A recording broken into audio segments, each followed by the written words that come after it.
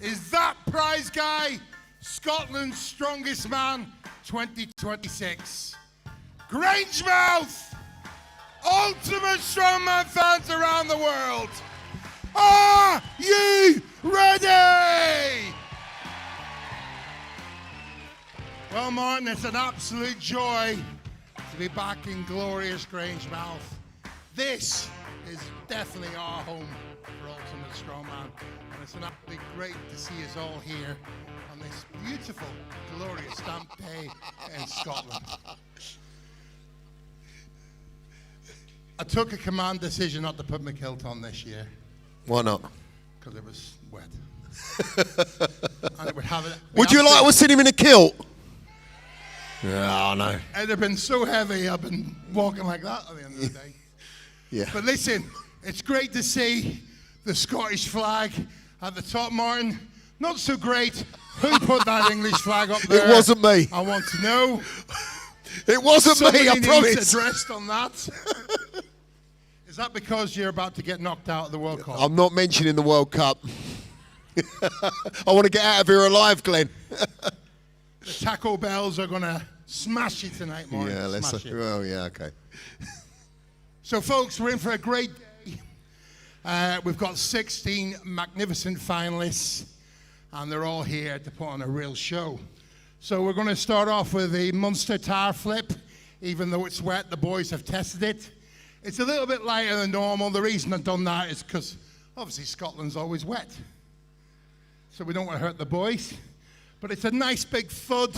It'll go up the course, and the same tire flipper will win, whether it's heavy or light.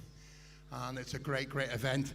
And that's sponsored by Philip White Tires, who has been my loyal sponsor in Ultimate Strongman 28 years, Martin. Give him a round of applause. Yeah, brilliant. So, great to have them sponsors. And then we will move on from there to our next event, which is the Finn McCool Fishing Pole. And that is sponsored by Hire Store, another sponsor, over a quarter of a century. Give them a round of applause. Thank you.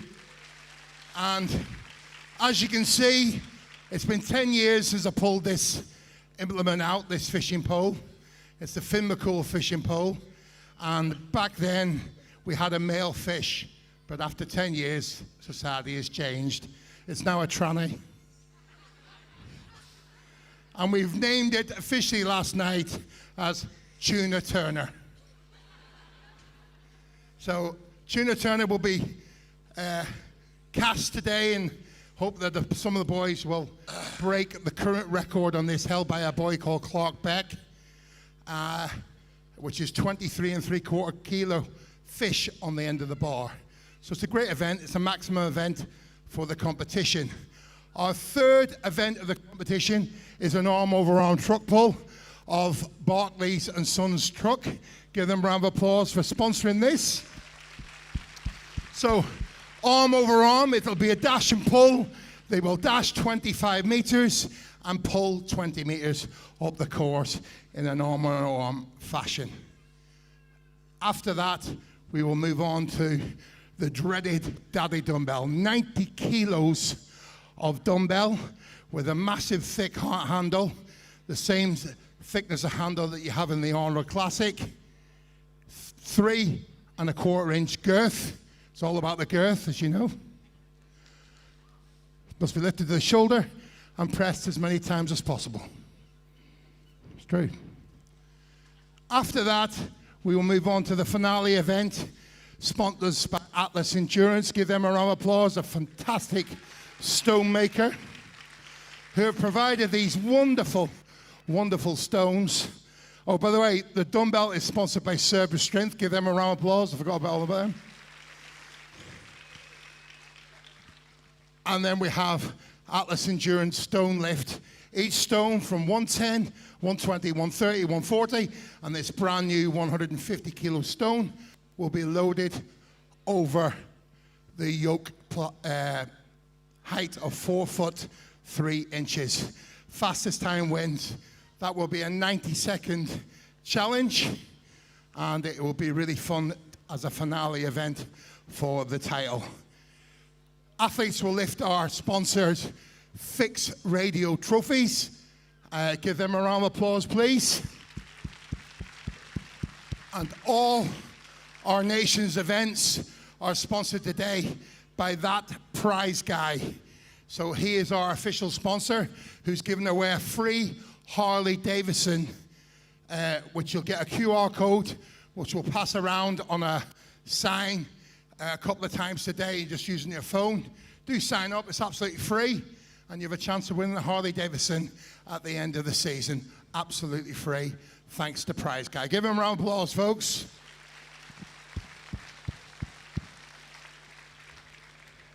Your event's going to be hosted by myself, Glenn Ross, and my lovely ginger friend, Martin C. We will be the hostess of the Moses. Your referees today is Aidan Kennedy and Lewis Jack. Give them a round of applause, folks. Without further ado, I think we will pipe the competitors in. So, Grangemouth Ultimate Strongman fans, are you ready? Let's get underway.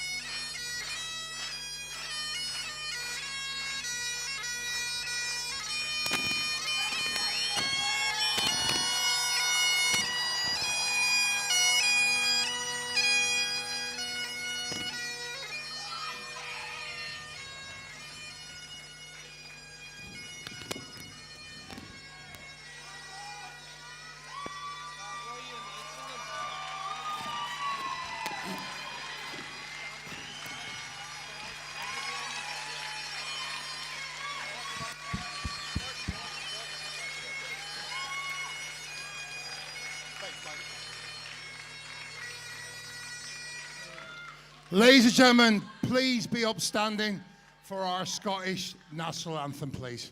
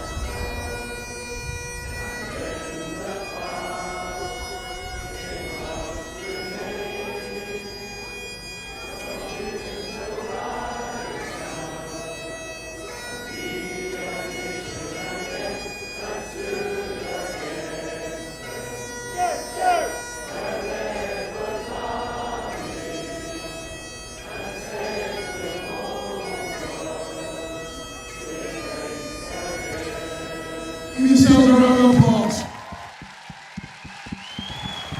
No surrender!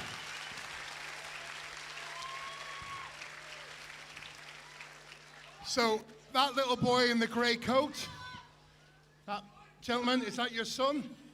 Bring him down, would you? Come on, you down. Callum, could you bring the sword and shield over, please?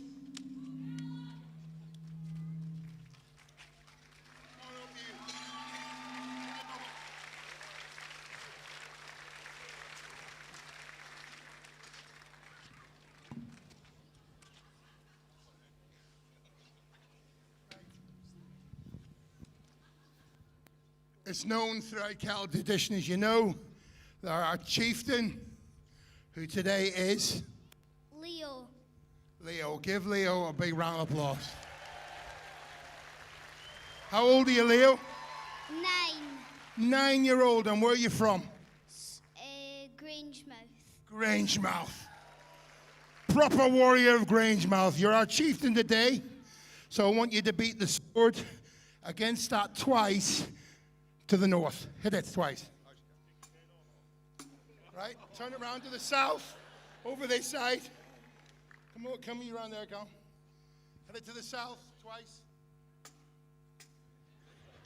To the east, Callum. Never eat shredded wheat. No.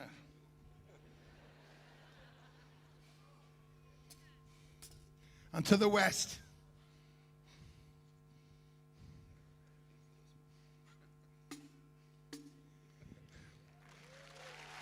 And I want you to shout, strong men go into battle. Strong man going to battle. Give him a round of applause. Adele, can you make sure he gets a wee t-shirt for me? Go and get him an ultimate t-shirt. Give him a round of applause. Well done, lad.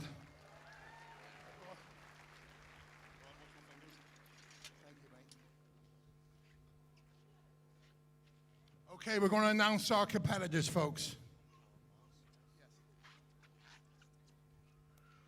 Ladies and gentlemen, introducing our competitors from left to right.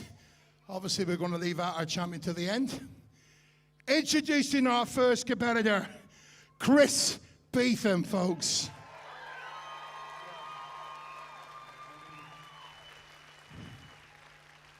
Our next competitor, Ronald Young.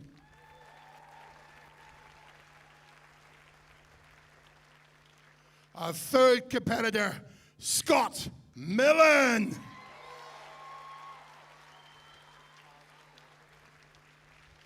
Our fourth competitor, Taz McLaughlin. Next up is Andy Hamilton.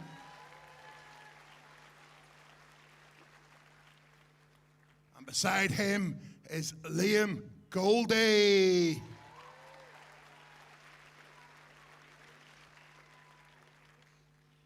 And listen, if height was an advantage, this boy is as wide as he is tall, Craig Lewis.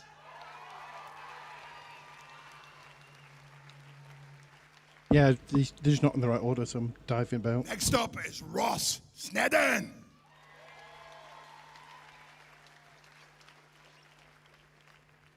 And beside him is Harvey McCauley.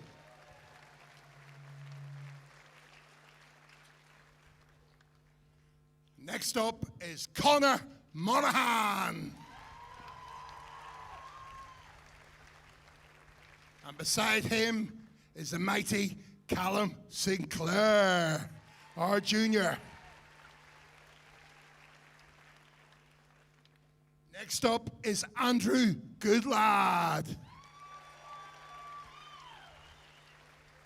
And great to see this UK Strongest Man finalist return, the mighty Scott Fraser.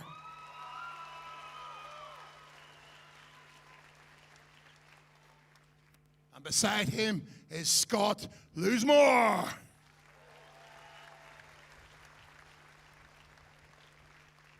And last but not least, and that is Martin McGimsey. And as I stated, Lewis Jack, 3 times Scotland's strongest man, and the current Master Island strongest man, Aidan Kennedy, will be your official referees. And the title that they have to gain and take off goes to one person. Last but not least, your current champion, Scotland's strongest man, Callum Crozier.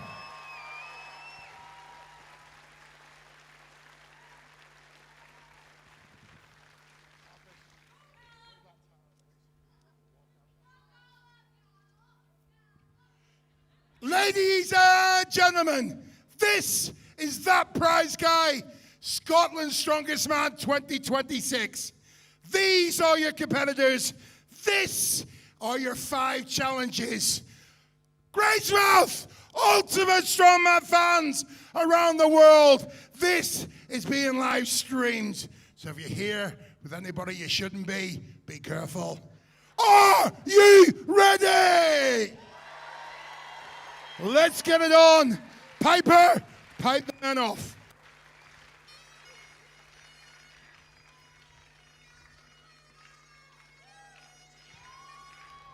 Well, welcome to another edition of Scotland's Strongest Man, and there's your 16 competitors making their way back to the changing room to get ready for this, what looks like being a very, very tough competition today. I'm joined by Andy Kenny, my co-commentator. Andy, what are your thoughts? Hi David, how you doing?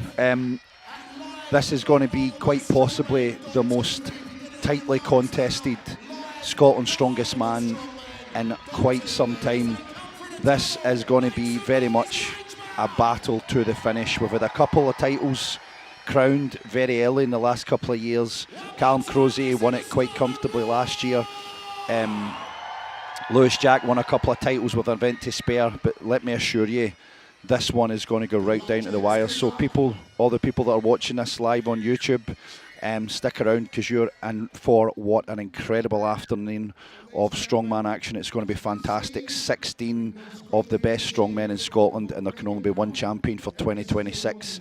And I'm going to be honest with you, I don't even know who my money's on.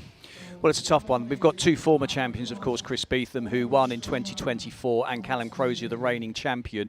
Well, there's 5 events today, so tyre flip's going to be first up. We've got the Giants fishing pole after that, then a truck pull, then a daddy dumbbell, and it's a dragon egg load, which will be the final event. But it's a tyre flip first. It's wet conditions. Is that going to make things difficult for the athletes? Of course, any tyre flip is heavily based on the underfoot conditions and the weather.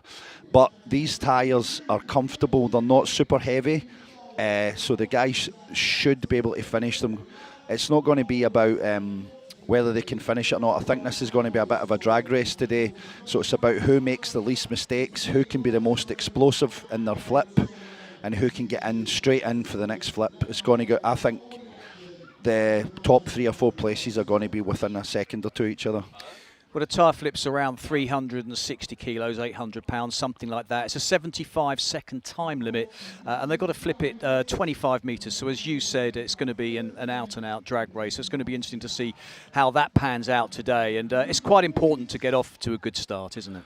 Yeah, it's essential. One of the things that's unfortunate about starting off of an explosive event and a timed event is that the nerves are going to be high in the first event. As a former champion, I can tell you with that crowd, the guys are going to have some fluttery heart rates. And one silly mistake, one slip of the foot, one bad hand placement, or even if you're unlucky and the tyre flips over and it bounces awkwardly, could make massive difference. If you start off at a static event like a deadlift or a dumbbell, the guys have got, especially if it's a max weight, they've got a couple of events to get their nerves under control, and then usually the guy on paper who's the best static lifter will win. But with an event like this, explosive, the crowd going crazy and going head to head, you know yourself, these guys are going to be watching the guy in their lane. So this is all about keeping your nerve, and the guys are going to have to hope for a lot of luck, because you can see the weather conditions aren't great. And maybe if the first 3 or 4 pairings go out and it's dry and then it starts to rain for the next 3 or 4, unfortunately the gods have decided that they're getting the bad luck from the offset. Yeah, so luck comes into it, but so does hard work and training. And the guys have been out there. They've tested the tyre. I think they're very happy with it. As you said, it's not the heaviest tyre, which means we could be looking at some pretty fast times, subject to to the conditions.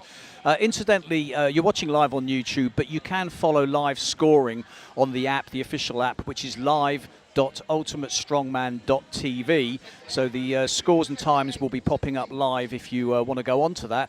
You can also vote for your athlete of the day. It's a bit early, I think, to be choosing athlete of the day. I think best wait towards the end of the competition and see how it goes. Yeah, I think if MD's voting at the moment, it may be slightly biased. Yeah, family and friends. Yes, friends and family. But no, it's going to be a fantastic afternoon. I'm really excited due to the fact that I know all the athletes I run the qualifier. It's the qualification process to get here is obviously I run and organise it. So I get a look at these guys before everyone else does, and I'm quite good at calling who's good, who's what. I'm very seldom wrong with my predictions, but I'm going to be honest with you. I'm not just saying this, but I honestly can't call this one. I think if I was betting money, my top 3 is going to be obviously the 2 champions, Christopher Beetham and Callum. Possibly Andrew Goodlad. This is a new guy, he came from the Shetland, and a lot of people are talking about him, actually. I described him at the qualifier as the new Tom Stoltman. Now that's a lot of pressure on those shoulders, but he's very good. He's very good. He's very mobile. He doesn't really have a weakness, but anything can happen. But right now we're getting ready to see Ronald Young, who was actually winning the qualifier right up to stones. Fantastic static lifter. He's been here since day one. Yes. And he's gone toe to toe with the champion, former champion, I beg your pardon, Christopher Beetham. This will be a great head-to-head. Both these guys have been in the sport over a decade together. They both know each other really well. And this will give us an indication of how the rest of the heats are going to go. There you have it, former champion Chris Beetham, who said he's feeling very good about today. He's on the left, and Ronald Young there on screen in the right-hand lane. Referee, take it away. Over to the referee. On your marks. 3, 2, 1. Here we go. This is a lung buster of an opener. Well, you can hear 360 the sound of that kilos, tire. and It's it's impressive, isn't it? Ronnie Young slightly out in front right now. Little slip there from Ronnie. Chris Beetham now can capitalise, and away we go. We hear the Scottish roar in the crowd for the very first time, and as you can see, unusually the tyre slipping underfoot. That just shows you what the conditions are like out there right now. Here we go, they get underneath the tyre again, and Chris Beetham going really handy now. Slip, tear a It's a calf, little tear a wipe hamstring, down tear of a the bicep. So hands Chris down has the- been very Down the ultimate strongman uniform, went back up again, as you can see, it's just slipping underfoot there, you can see it go again. Ronnie Young using the choke. It is what it is. The best Chris guy will win. Beetham. It's going to be wet for Just everyone. getting up and You can underneath see that, they want to real make problems sure there with the grip there from every Ronald Young. You can see flip just what counts, and you can see it moves again Chris still underneath. going. So This will whereas be we one thought more this was flip gonna and it'll be be a over the fast race, line. I think Let's that's roll almost this gonna go Grangemouth. Come on proving now. otherwise. Oh, Beetham! There you Over go. the line! In a fantastic time! 31.03 seconds. Ronnie Young so still not going the now. Come fastest, on, but he got Ronnie. the job done. Look, 30 seconds is a good solid. And that it's is a good solid time. time.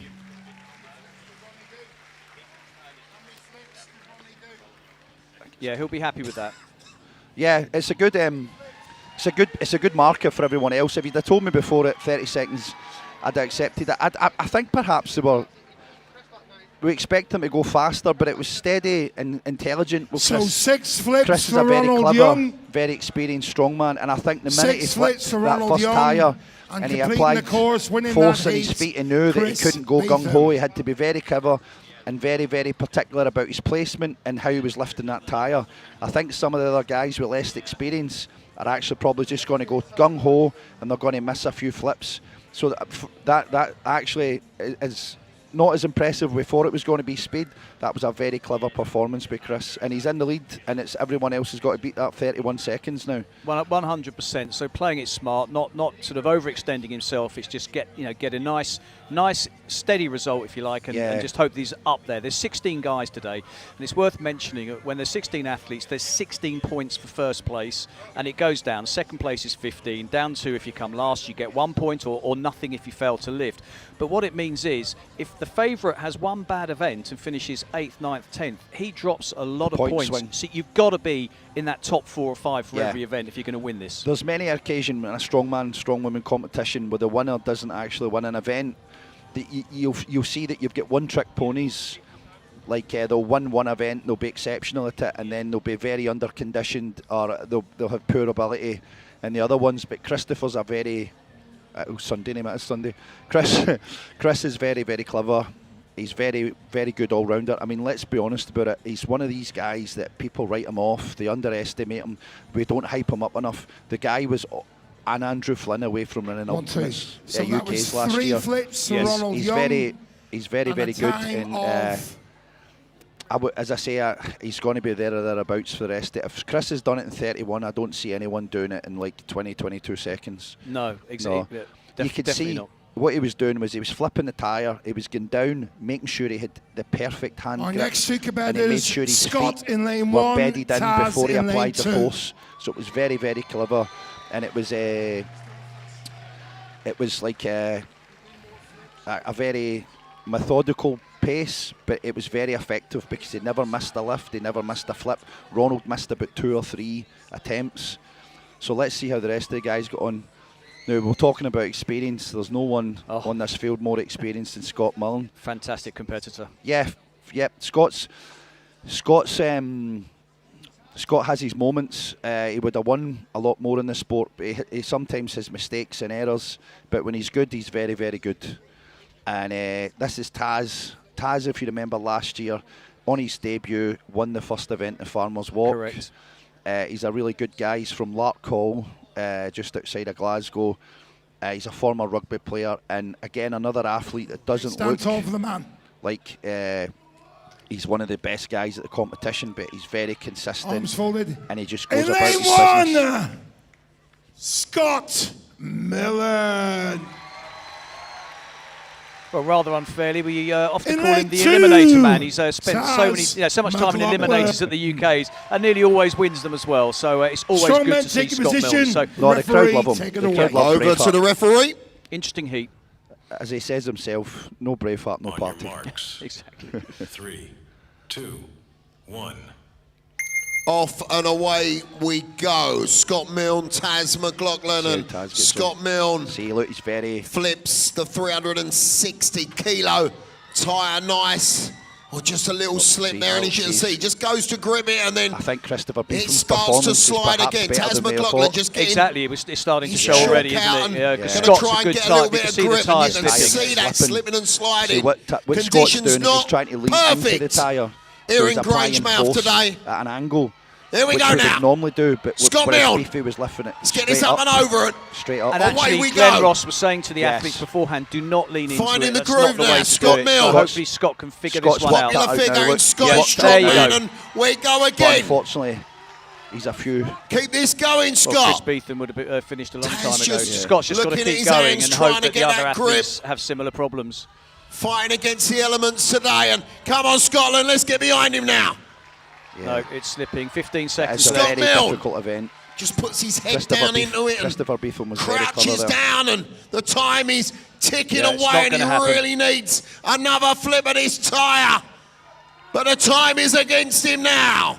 I just And don't that think is Scott time. adapted to this circumstance. Good effort, Scott. and Good the effort, Taz. environment as quick as Really Christopher fighting did there. against those Well, it's elements worth out there pointing out that today. the athletes were consulted beforehand about the tyre and Yeah. the conditions, He and said- they were all happy for it to go ahead. So it's easy to look on and think, oh, it shouldn't have happened. But there was a discussion about it. Everyone knew it was difficult, and it was discussed on how best to do it. Yeah, the guys were flipping it all in training. I think Scott just didn't adjust his form and technique So to account Andy for the in lane situation.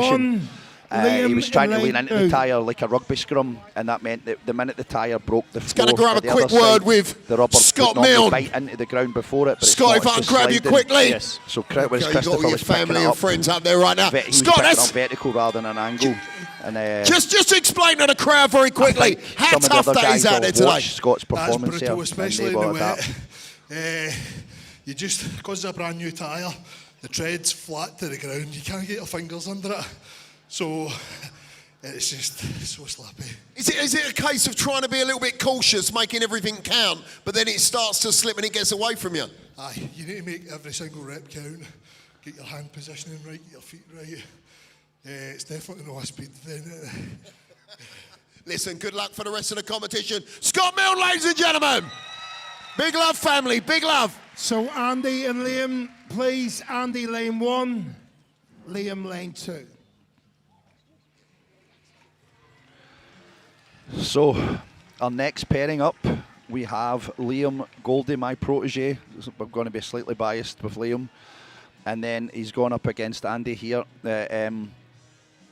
Andy's from Ayrshire, he's from the West Coast Gymnasium. and this is his first time at national guys, level. stand tall for and the he man. performed really well at the qualifier. He's definitely earned his place to be here. Liam's been training really hard at this. Again, we'll see how he gets on. It's whether both the gents can adapt to Christopher Beetham's strategy in time. In lane 1, Andy Hamilton. So Andy's representing Ayrshire and West Coast Gymnasium. He's a student of John Pollock, who you remember well from all his years.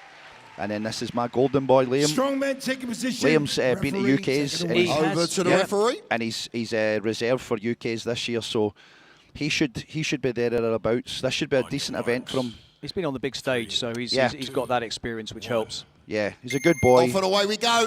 Very handsome, very happy. It is very, Loves very his strong difficult man. underfoot and getting that grip, and they're going to now attempt to get their first grip, and Liam Goldie just getting up he's lifting and that under well, it, I think. Yep, away we go. He's just been methodical. I don't think he's going to challenge Chris's time, but if he gets a good few flips in, looks. Yeah, and he's having problems, I think, with the first flip.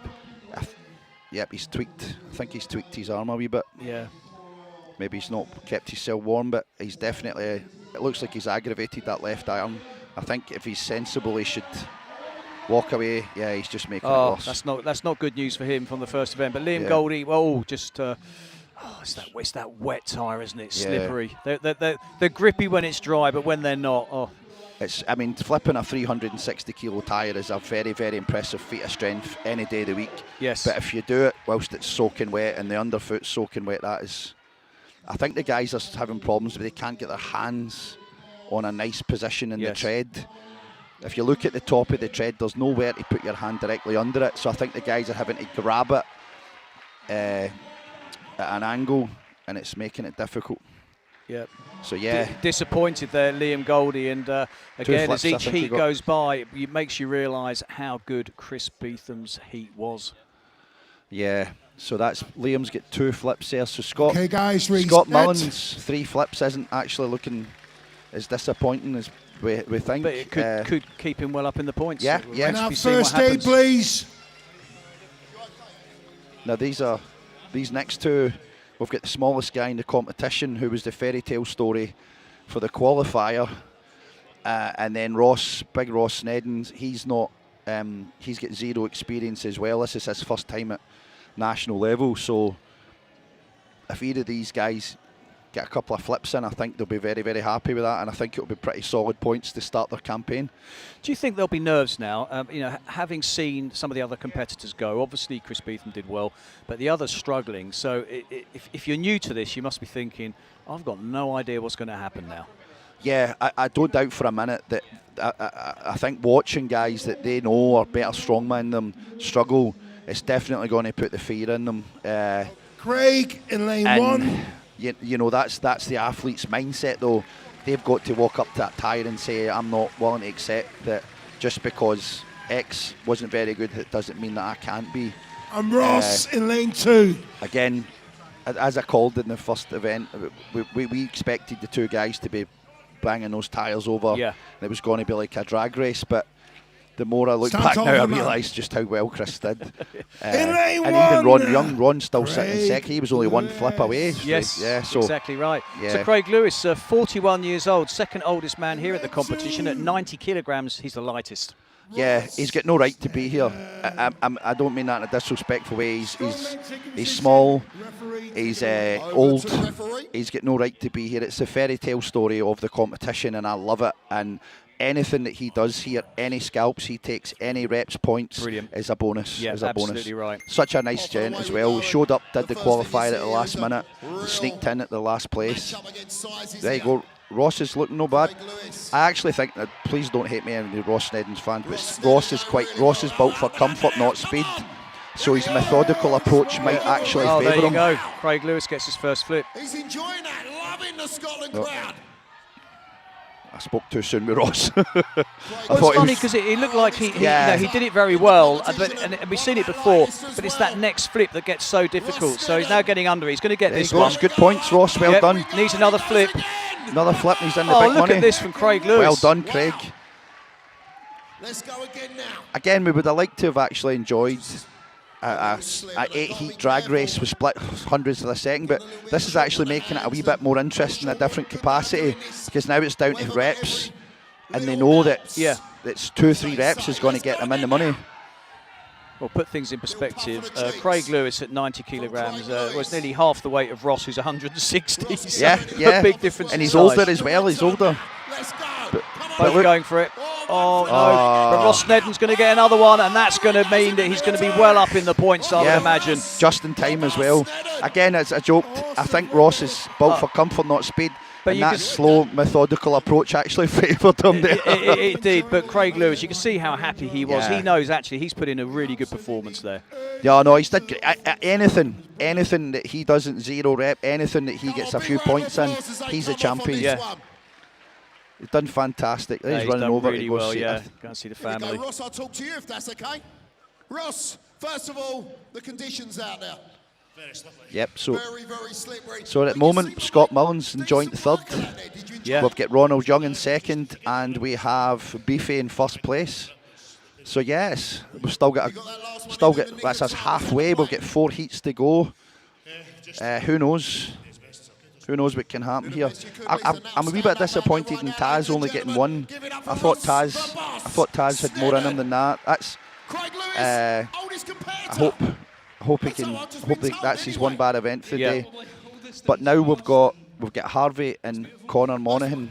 Now I should say this. I hope you don't mind me, but Connor's carrying a bit of an injury, which is massively affected in this event.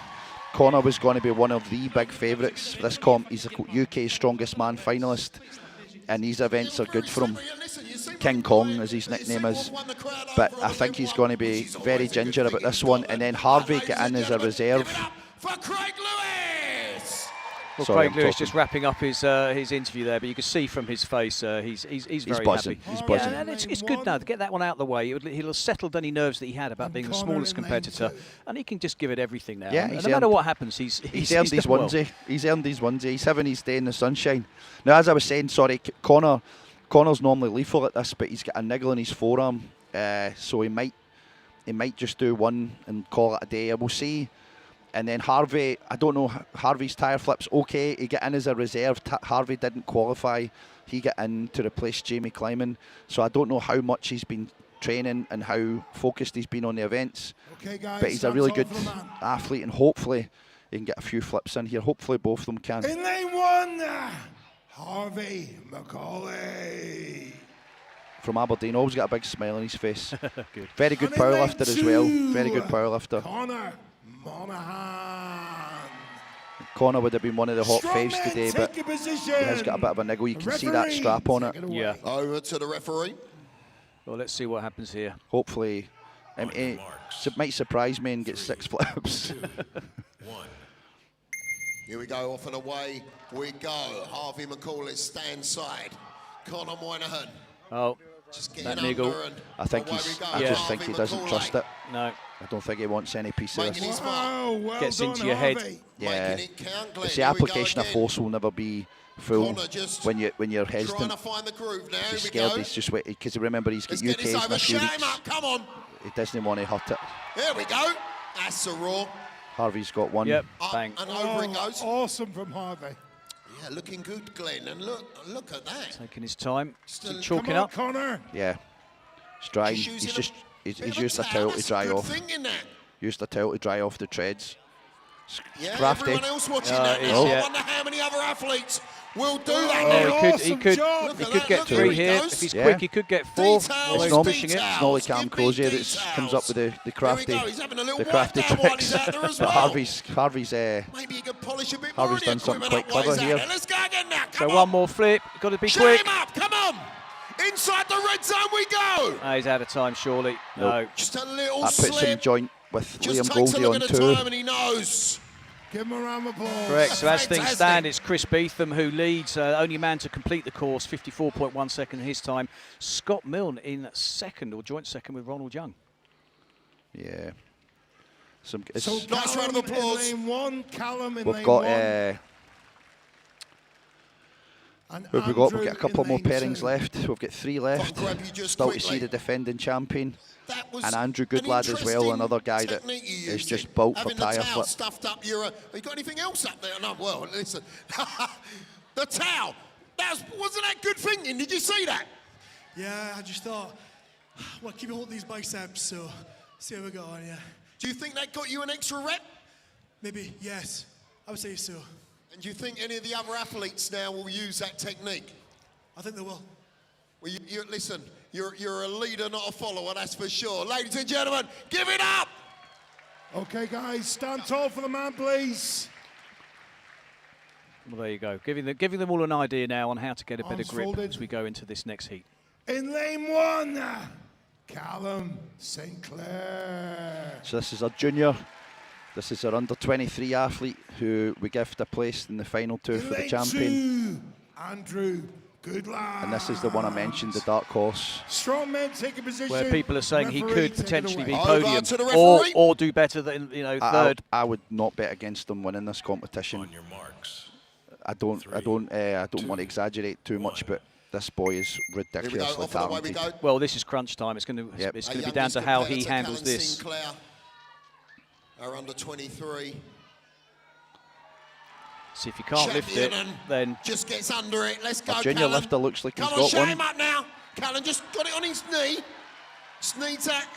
Oh my God, the commentators. Little raw, get it over, and he does, and he makes sure. Well done, your junior. Yeah, that's good, but some good lad. Gets an extra inch or 2.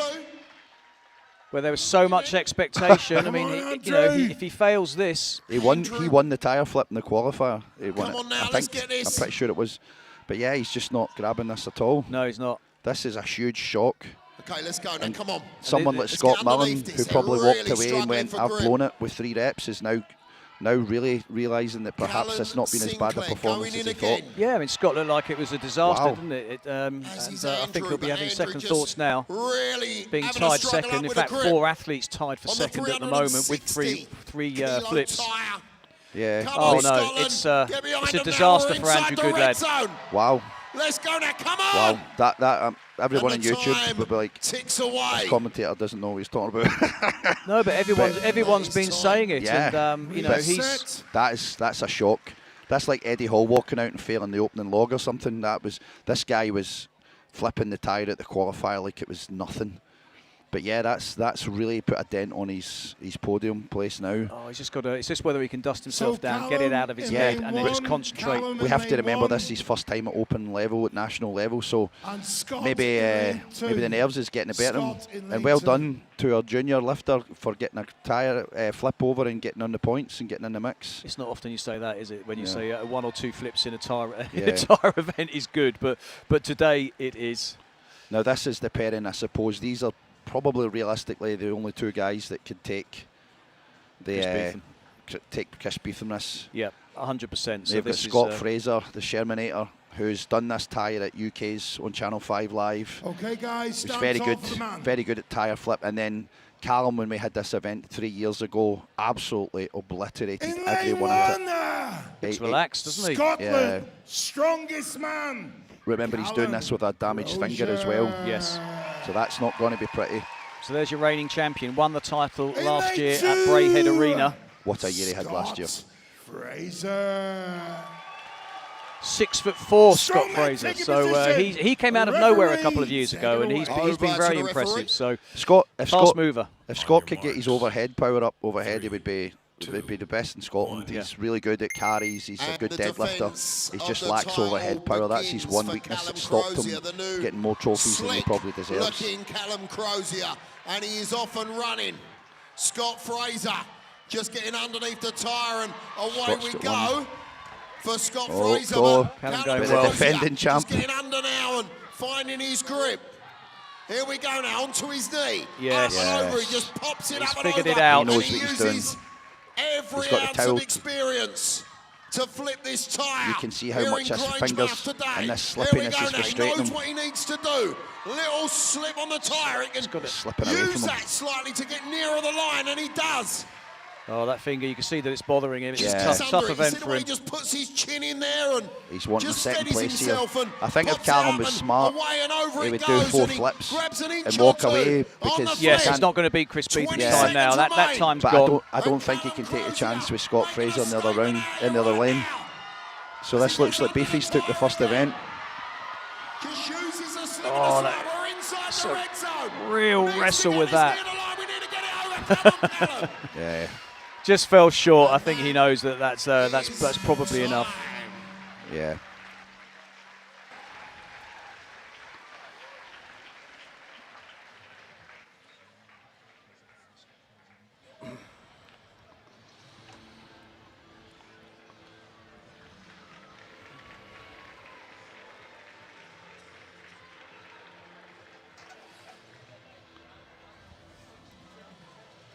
I can't help but thinking Ross and Harvey have bagged some really big points there for guys that wouldn't have been pitched to get that higher placing. So well done to both of them. Fantastic performance. Again, Scott Mullen as well. Scott, looking at Scott when we saw him come out and only achieve 3 flips, so we were like, that's very under normal performance from Scott. Very unimpressive, and it's got him some big points. Your arm, first of all, is it okay? Yeah, well, I don't know, we'll see. Felt a little ping. Little ping, but well, we'll try it. As I always say, strongman, not a knitting contest. As an opener, how did that go for you, defence of your title today? Not amazing. The conditions are tough today, but I'm here to put on a show. And you're here for the title? Yeah, oh, absolutely. Let's go. Let's go, ladies and gentlemen. Callum Crozier, game on! Callum? Yeah. You get 5 or 6. Sorry. So, ladies and gentlemen, 1, 2, 1, 2. Ladies and gentlemen, just to make you aware, it was 6 flips each by Chris Beatham and Callum Crozier. The time is taken on 6 flips.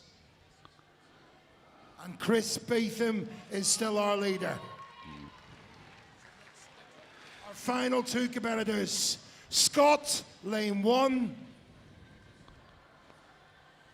So as And things Martin stand then, lane Chris 2. Beatham still leading after going out in the first heat and showing everybody how to do it. Callum Crozier in second with 6 repetitions. Okay, and then guys, on stand 3 tall for the repetitions, it's Scott Milne, Ross Snedden, Ronald Arms Young, folded. and Harvey McCauley. Yeah. In lane 1, Scott Loosemore. See ya. So I should just correct that. Callum Crozier actually got 70.47 seconds as the time he did And complete in it, lane 7 2, reps, but it was Chris Beatham Martin who was faster. Gibson. So this is our final pairing, David. Strongman You've taking got our position, Masters lifter, just like our referee for the junior final lifter. We time give a today. place in the Take it final away. to the best Over overall to the master in referee. Scotland, and it is Mr. McGimpsey here. Biff is his nickname, and he'll be going against Scott Loosemore, who looked very, very good at the qualifier. A very, very good presser. Keep an eye out for him in the Derby 2, dumbbell. 1, go! So it's Scott Loosemore on the left, Okay, Martin McGimpsey away on the right. we go. And it's Martin McGimpsey Yes, going well, well and he's done, just got Martin. under So the the old line, master Yeah, getting well off to a done. good start. Both guys are. Both get 1 now. Following suit. They seem everyone Getting gets the 1, and flip then in. it's Here the we go now, second one. Scotland. Shout 'em up, Grangemouth. Seems to be the point where they Little struggle. bit of a slip and slide That's for Martin, but going well. 2 for Scott. Scott's got 2, Just which puts edging him ahead now. in beside Liam and Just felt the Craig weight of Lewis. that, both athletes. They're just running back. I'm guessing he's gonna, grab his towel. Scott He's gonna Loosemore give it needs a a big. wipe, If he can get this away third we go flip, again. that'll It's a get big him some flip. big It's a points. big flip. Loosemore going. And then if he can Great get 1 more, dance he's really in the mix. Let's This will get get him another 3rd flip in. Come place. on, If he can Grangemouth, get 1 more, shout it'll him get up. him 3rd place. Up and under. Oh, he just got away from him. You see that? Martin's got 2 now. Masters He's lifter. totally alien for these athletes. amazing how for every flip a now can tyre make of such a 360 dramatic kilos difference to in be moving points. Under, but he's getting underneath it and over Look at he this. goes. Wow, well done, Oh. Biff. And Martin He's That's going to 3. go. is absolutely figured it flying out? now. Scott's still in the lead slightly. Let's go now. Just getting it. Oh, Look at wow. it slide. Oh, dear. Wow, he's actually Jesus. trying to hold on to that tyre. Oh, it's a difficult conditions to Nothing do you a can tyre do flip. about that. Time. And that is time. So well done, Big Give Biff. him a round of applause. Big Martin McGimpsey, he did fantastic there, Masters lifter. 45 years old. Yeah, fantastic. I've competed with Martin a few times, and he was very much making up the numbers a couple of years ago, but he's really come on great the last 2 years. And to make it here to Grangemouth to compete at Scotland's Strongest Man, the 45-year-old master, well done to him, and a fantastic opening event. Well done, big points for him. Getting right in the mix. If I can speak to Scott first, if I can grab you, Scott. Good effort out there today. You seem to grow into that. It's just slippy. If it was dry, I'd finish it in no time, but can't keep a hold of the tyre. And at one point, you was hugging the tyre. I mean, it's probably not your standard sort of typical way you would be dealing with a tyre. Just then to get more flips. Listen, this crowd here today for you as well. Get it right behind you. Good luck, Scott. Martin, tough out there right now as an opener. Yeah, it's really slippy, but hey, just happy to be here. Happy to be here. Crowd seem to love you. We move on to event 2. Good luck, Mark. Cheers. So, ladies and gentlemen, the winner of the tire flip, the Beef, Chris Beetham. So first blood to Chris Beetham. Yeah. So, that's massive for him, isn't it? For his headset, for his mindset, I should say. Yeah. 10 minutes I'm going to be honest with you. That was a really interesting tyre flip, because there'll be a lot of guys now that'll be saying, if I'd have got one more flip, I'd have got 4, 5, 6 other points. I think I would like to say that Conor Monaghan's Aaron was expected. Andrew Goodlad was a huge shock. Scott Mullen, as old Scott, as always, still in the mix. Yes. Some fantastic performances from our junior. Let's hear from the winner. I was hoping for, get out, even though I was out first. It probably worked in my favour towards the end, and really happy to finish it. If it was dry, I was hoping to win it anyway. So yeah, to take the first event off to a great start. Absolutely great start. You're the former Scotland's strongest man. What would it mean to you to retain, or to get, your title back today? Well, I think a true champion comes back and wins twice, so that's what we're here for. Well, when it feels nice, you always do it twice. Chris Beetham, ladies and gentlemen! Yeah, fantastic. Look, we're now looking at the points here, and Martin McGimpsey, Big Biff, the Masters lifter, 45 years young, is just walking away with 11 points in his first event. Huge first event. Scott Loosemore was the guy that got that 4th rep between everyone else that was battling it out. And that 4th rep was huge. That got him 14 points. Callum doing this event with a broken finger to only drop 1 point, to be fair, it's phenomenal. Was fantastic. But what's interesting is how important that third flip was, because if you got three flips or more, you got 11 points. Yeah. But then the points dropped off dramatically with 2 reps and below. Liam and Callum, Craig Lewis gets 7.5 points. That one extra flip was getting you 11, and then that other flip would have got double points. So that was a massive variable. That's going to be a huge factor in the outcome of this competition now, because let's be honest about it, there's going to be people battling it out. Primarily, I think if I was an athlete, I'd be like, my primary objective is to finish top 6, so I get an automatic qualifier for next year. Then it would be podium, and then obviously we're looking at the places at Ultimate UK Strongest Man. But that's massive. There was guys that really underperformed there, and which should have been a normal tyre flip, and there was guys that massively overachieved.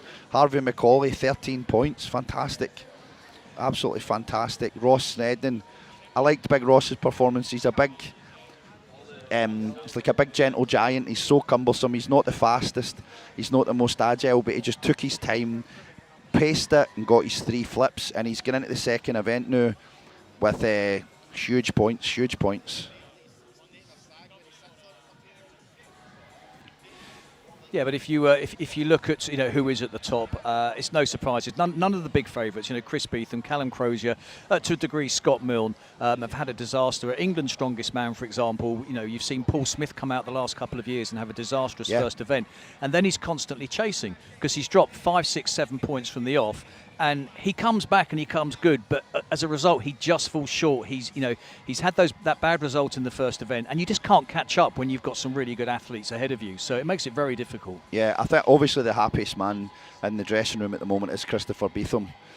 Chris knows that there's not really the other 4 events he's pretty solid at. Callum is very good as well, obviously, and only chasing him with 1 point. I mean, that can swing massively. But yeah, there's a lot to play for, a lot of points to be gained and lost, and that first event did not go the way it would have went in bookies' form. There's still 4 events to go, so that is it as they stand, with Chris Beetham at the top. The next event will be up in a few minutes, so don't go anywhere, and we'll be back shortly.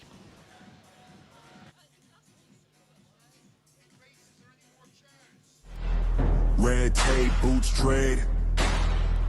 One breath, jaw clench. Whole world on the edge. This that impact, crash, bang. Every step makes walls shake. Heartbeat like a war drum. Say my name, the ground breaks. This that impact, crash, bang. Turn a whisper to a quake. If I move, the sky falls. When I drop, the earth quakes. Yeah.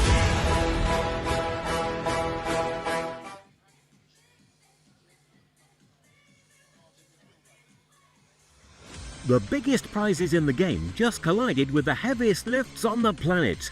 That Prize Guy, one of the UK and Ireland's leading prize sites, are now the official prize partners of Ultimate Strongman.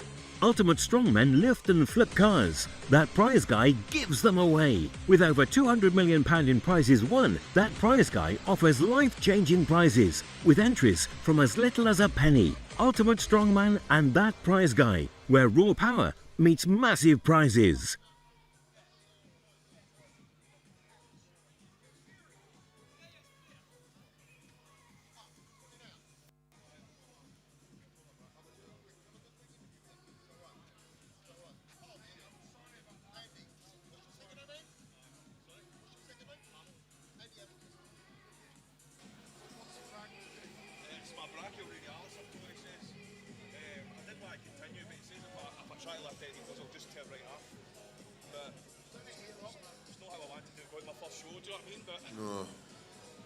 Okay, ladies and gentlemen, I'm joined by Andy Hamilton. Let's just move this way, And. A little bit of bad news to start off with, but Andy, as you see, just pulled up during the tyre flip. Andy, tell us what's going on. It's just too slippy. Got my hands under it, just felt the tear go, and it's just not got nothing left in it. So he's been to see the medic behind. They've given you medical advice to pull out. So can we have a massive round of applause, please, for Andy? This isn't how he wanted you to win today. But you know what? You'll be back, you'll be stronger, and this crowd will get you back as well. Yeah, well, cheers, thanks very much. There you go. Ladies and gentlemen, give it up.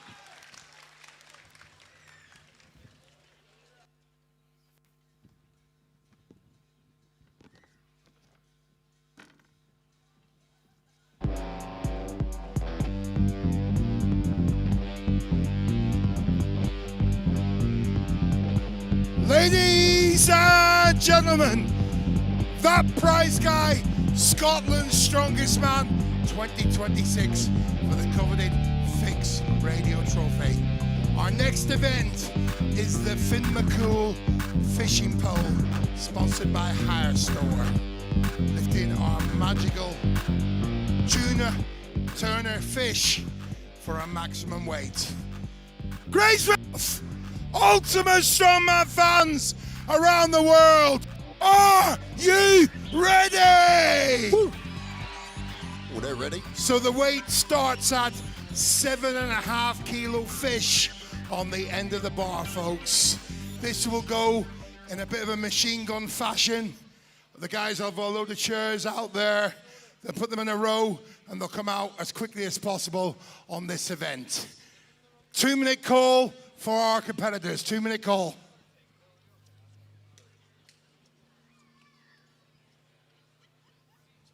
Fabian, put the chairs out for the athletes, please.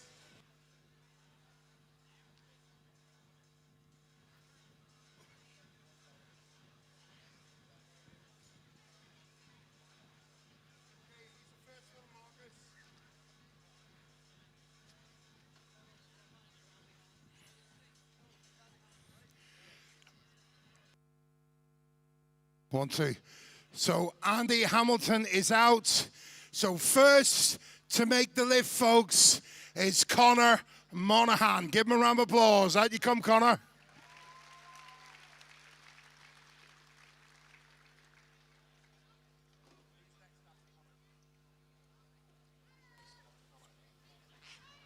Andrew, prepare. Well, on to the second event, and it's an unusual one. It's a deadlift with a twist, Andy. Deadlift with a hike. Yeah, it's an old Let's classic. Go now. Now it's lifted off straight Glenn's away, guys. brought it back from the golden era. This was used quite a lot back in the kind of mid-90s. Okay. It's called the giant fishing pole. Come on, folks, let's if you're get behind fans of him here. Ultimate As you can see, Strongman, his you'll hands have remember to be- we do an event called the Flag Hoist, which is 5 flags, very similar with ascending weight, and the guys have to do it for time, but this is for max effort, and it is a very, very interesting deadlift because it's not necessarily the strongest Andrew conventional Gedlad up deadlifter, next. but it's going to be a guy that's got strong grip, a big inside leg and fast feet, so it's a lot of skills. So the weight of the pole is 200 kilos, and then there's a weight at the end which is 7.5, which doesn't sound a lot, but because it's basically there's a massive lever. 7.5 kilograms is about 75 kilograms you're pulling. So the opening weight's around 275 kilograms. Yeah, for every 2.5 kilo at the end of the fishing pole, it equates to 25 kilo in the hands. Now let's see if Andrew Goodlad can put that tyre flip behind him and perform well in this event. Yeah, it does, yeah. But 275, very easy for a lot of these Easy. guys. So but we've got 16 athletes. They're all going to take on this opening weight, which you would imagine most of them will complete. Then the weight will go up, and gradually they're going to drop like flies as the weight gets heavier and heavier. So yeah, it's a max effort event. It's to see who's got the strongest deadlift. Unfortunately, we'll get 15 lifters now because we lose. Of course, we lose yes. Andy, which is such a shame because he would have put a really good, solid performance in. 2 attempts to win it in the minute. 2 attempts. If you watch their hands at the moment as well, they're not allowed to have their hands higher. Just feels that. Oh, Taz was training on. We replicated this implement for the guys to train on, and Taz was really good at it. I think maybe he's done some damage in the tyre flip. Up we go. Yeah, I think. Oh, yeah, here we go. better. Here we That's go. better, Here we Taz. go. Here Well we done. go. And it's up. And he does get it. Taz looks a bit all sorts there. I don't. it looked like he was seeing stars. Yeah, I don't know if maybe Taz is struggling to get over his performance in the tyre flip, or maybe he's tweaked something, but he looks a bit discombobulated and not laser focused as normal. I hope he's okay. Maybe if he gets another lift or two, another round or two, Callum and Sinclair, he'll up you settle come, down a quick bit. as you can. Lads, quick as you can now when you're called. So everyone watching on the YouTube channel, thank you so much for joining us today to watch Scotland's Strongest Man. Myself and David are going to talk you through the rest of the competition as best we can, entertain and inform you. Here we go now. And what we're watching, if you've just tuned in, Callum is Sinclair, the giant fishing pole. It's a variation of the deadlift. And this is a our junior lifter. One more attempt. Yeah, he has. 2 attempts to win it in a minute. Yeah.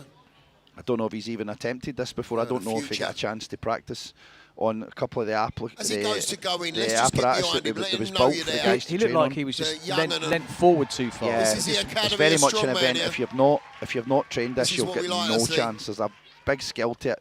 You have to get your feet perfect. Here we go, Callum. You have to get Everyone your hands behind you now, perfect. come on. And you have to Here pull we go. it and move The back at the Grangemouth same roar! time. Up we go! He's not Up moving we his go! feet. Up we go! That's it. Very Oh, come on! Yes! That's what I'm talking about! Relief on his face at the end there. Beautiful. He's buzzing, he's buzzing. To be That's fair, what I'm talking about. it's an event that you can't just walk off the street and do.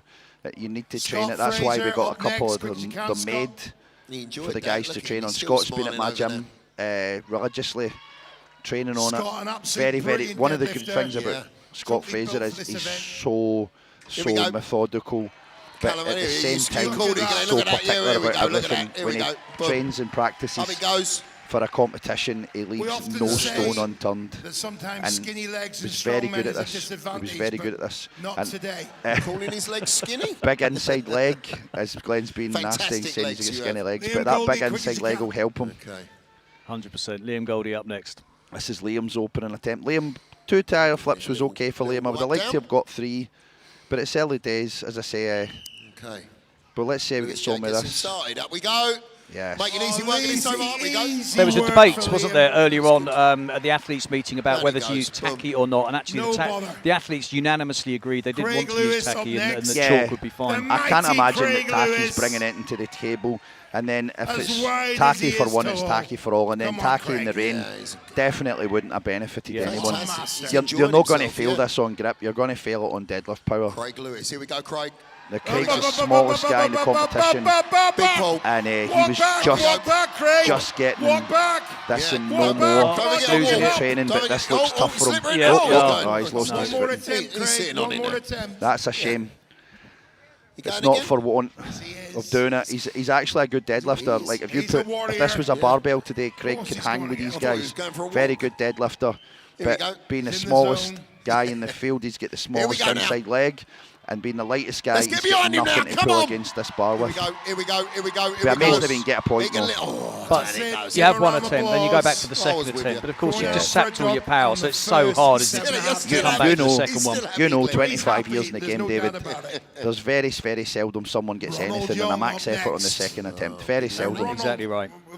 Now, this man here, the Ron dog, Ronald Young, Ron can deadlift with anybody here. He won the deadlift in the qualifier. We did the brick deadlift in the qualifier, and he destroyed everybody.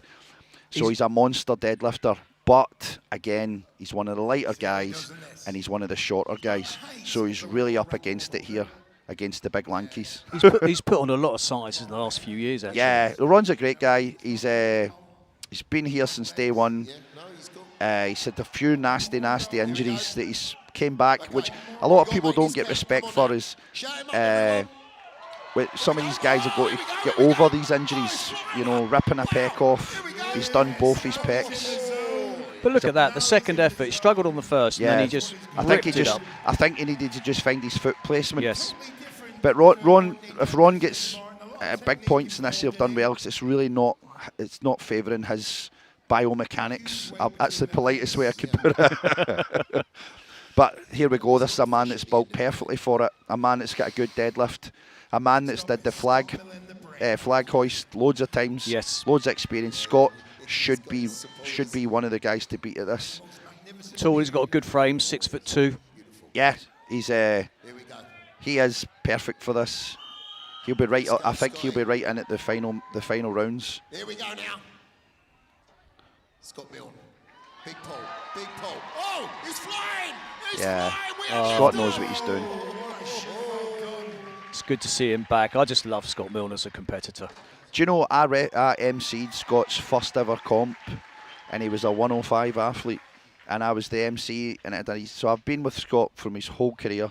When he tore his Achilles off here a couple of years ago, I carried him off. If you remember, it was me that carried him off. That was terrible. Like injury. Officer and the Gentleman.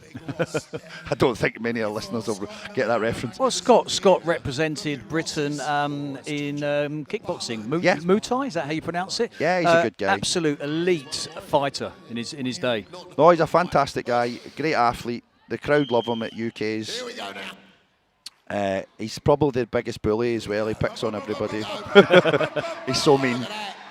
Easy from Ross Snedden there. Yeah, Ross looked good. Ross will be buzzing. He'll be buzzing after his big points in the tyre flip.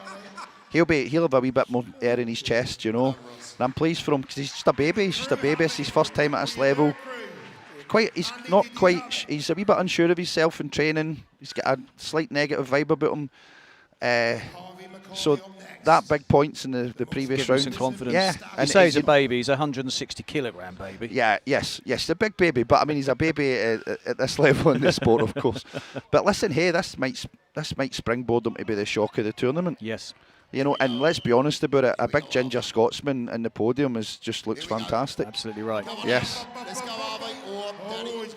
Now, unfortunately, Harvey, because he never qualified till the last minute, hadn't got a chance to practice on this. But he's a good deadlifter, I think.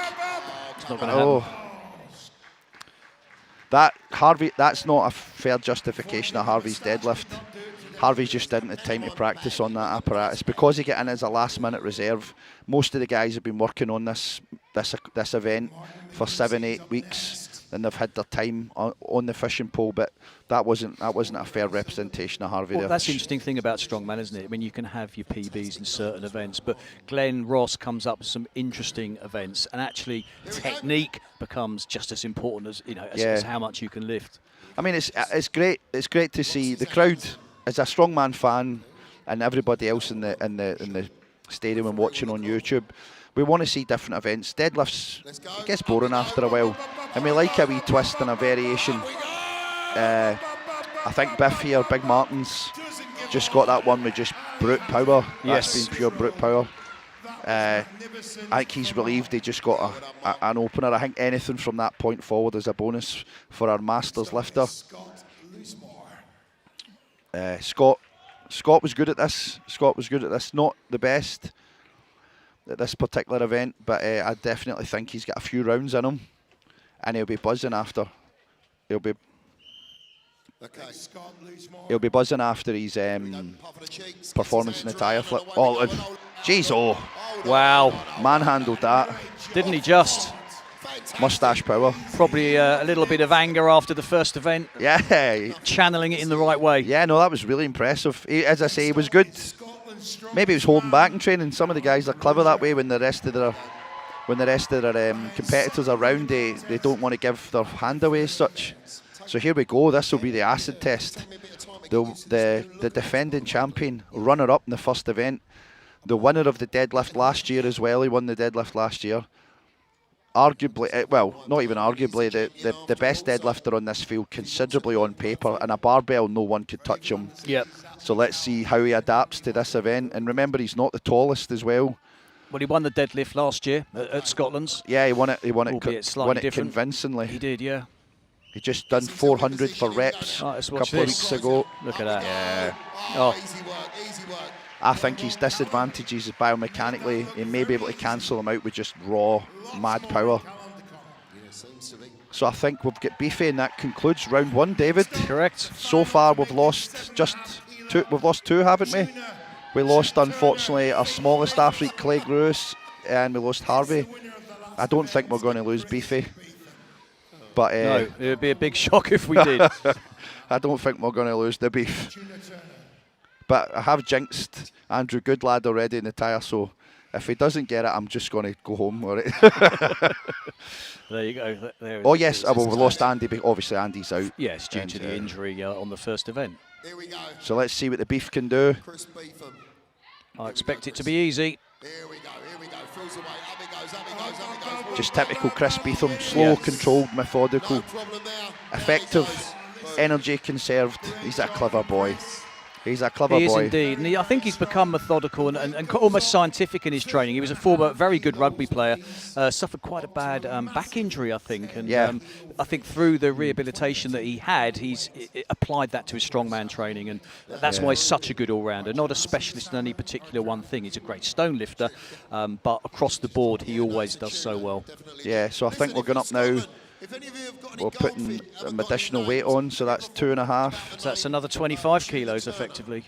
So, yep, that's correct, yes. So it's now going up 2.5 kilos, so it'll be 25 in the hands. And I need to emphasise this, that wee tiny 2.5 black plate that he's putting on there, that's going to make a huge difference. So we're up to about, what, 300 kilos? Yeah, exactly 300 kilos. Yes, well done. Nice mathematics, sir. Thank you very much. But yeah, so I went round two. That was a good round. It was a good round. So we get to see Connor again. Connor's got this niggle in his forearm. It shouldn't affect him too much in this lift, and he's a good deadlifter. One of our athletes that's going to represent Scotland at UK's Strongest Man on Channel 5 Live.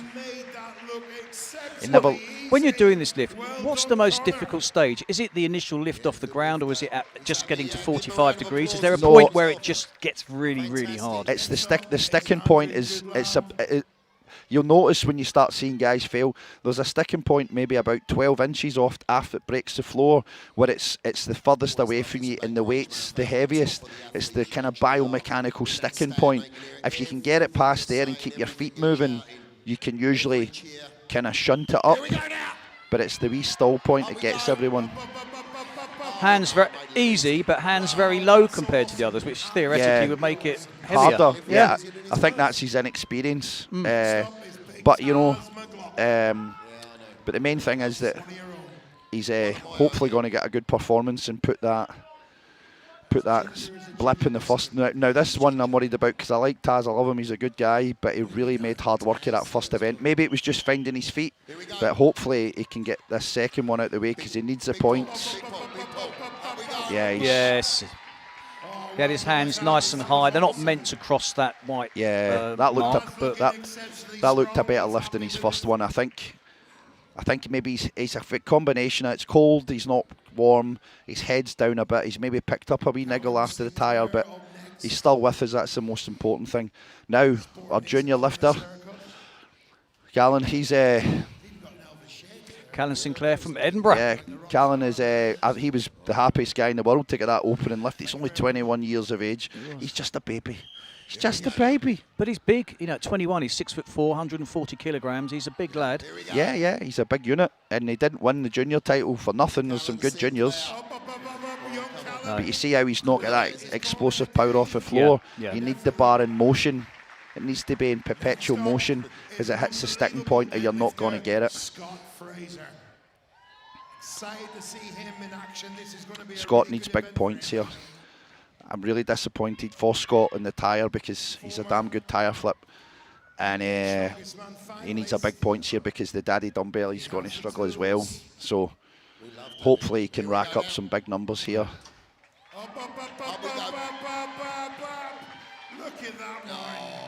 Solid. Yeah, he's got a couple more rounds in him as Shermanator. I think now we've got the beef. The Liam Goldie, the golden boy. Liam's got a good deadlift in him now. We've worked really hard on his gym deadlift. He's tall again. He's a 6'3", and he had this to train in his own gym. We built him one, so he should be okay. Hopefully, he gets this up fast and keeps his confidence high. See how he gets on. Yeah, he's in the mix. Actually, easily, yeah. He's in the mix. Tough boy, Liam. Stone lifter, stone mason to trade, and he's a toughie. His wee mummy and his sister are over there watching, cheering him on. His mum's just had a hip replacement. She's managed to make it here on crutches. That's how much she loves her boy. I saw her earlier. Yeah, she was here bright and early. Yeah, she loves her boy. I think Liam's our favourite of the two children. Again, now we've got Ron, the winner of the deadlift in the qualifier. And as we said, biomechanically, he shouldn't be good at this, but can his raw power carry him through? Let's go, Ronnie. Here we go. Yes, go on. Yeah. Look at this, look at this, look at this. Yeah. Guys are looking good. They are. You can normally tell, can't you? When if a guy's struggling at this weight, you normally get a good feel for whether they're actually going to be able to go on and do the next 25 kilograms that's added on. But some of the guys have looked very explosive so far. I don't even know if we're going to lose anybody at this weight. I don't know. It says most of the guys still look very comfortable. Maybe one. I think maybe we'll lose one. Scott making sure everything's dry. Yeah, you don't want to. One slight slip, and if you have to let go it and attempt again, you could be out. You don't want to leave anything to chance. So much to play for. Scotland's strongest man. Oh, it's like watching the Scott Milne of old. Brilliant. Yeah. It's looked as good as anyone so far. He has, yeah. Which is great, because every year I keep thinking he's going to retire, but he just loves it, loves the sport. If I was Scott's coach, I would be telling him that his primary objective today is to finish the top 6, miss the qualifier next year and get the automatic qualification, and then anything else is a bonus. You know yourself, if you finish 4th, 5th, there's a chance you can still make it to the big show on Channel 5 Live. Absolutely right. Ross Snedden. Let's go, Ross. Oh, come on, Ross. Yeah, let's go. I don't think Ross truly believed he had that there. No. I think that was his head again. Ross Snedden. Yeah, he's got it. He's got it. Oh, come on. Well done. Well, that was a bit different to his first effort. I think his feet. I think you need to appreciate how perfect their feet have to be on that platform, so that when they apply force, it's going through the muscles the right way. And I think his feet were maybe just a millimetre or two out. That seems to be one of the big keys. Is your feet have to be really far along at the end. If you watch their shoes when they go down to the close shot, you'll see that their feet are right on the edge of the platform. Here we go, big man. Big man is.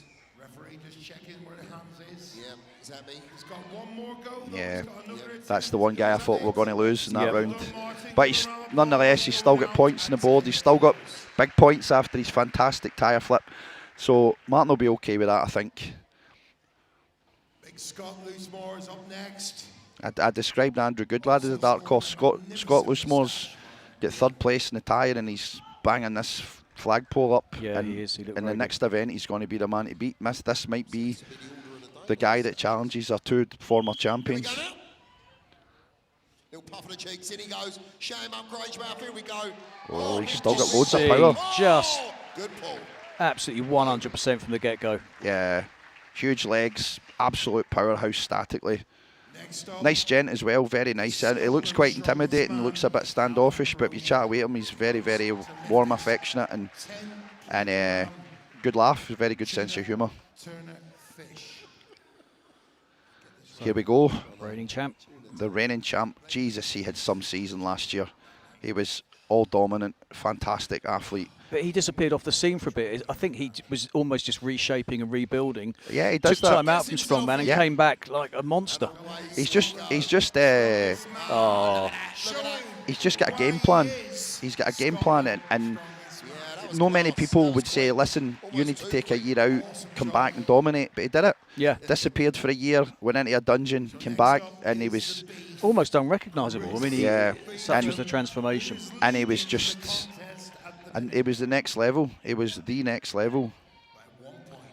He's, I mean, if it wasn't for the fact that he had a tough time with the log press off the blocks last year, it wouldn't even have been a contest. They just destroyed everybody. But this one man wants his title back, and I tell you what, it looks like he's match fit. Got a lot of supporters in the crowd as well. I know they're going to roar as soon as this lifts. The thing I like about Beefy as well is a lot of people probably never say this about him, but even when he doesn't win, he's always there or thereabouts. Yes. He's always second, third. He never ever has a bad day. He's always there or thereabouts. Mr. Consistency. That looked a bit more laboured though compared to Callum Crozier's effort, which we'll see what happens. But yes, if you're putting money down now, Callum will be up there.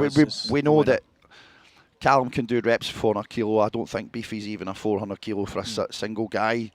That's the one event where Callum's got a genuine big edge on Beefy. So, but you know, it's maybe Beefy's game plan and strategy accepted that he's not going to win this one, but it's damage limitation. Conserve energy. It'd be interesting to see actually if at some point he bows out thinking, I've done enough, I'm up in the points. Yeah. I'm not going to waste any more energy. You know, he's good at the dumbbell. He's did that dumbbell as well, as has Callum, I suppose, but he's done that dumbbell. He knows what he's doing with that dumbbell.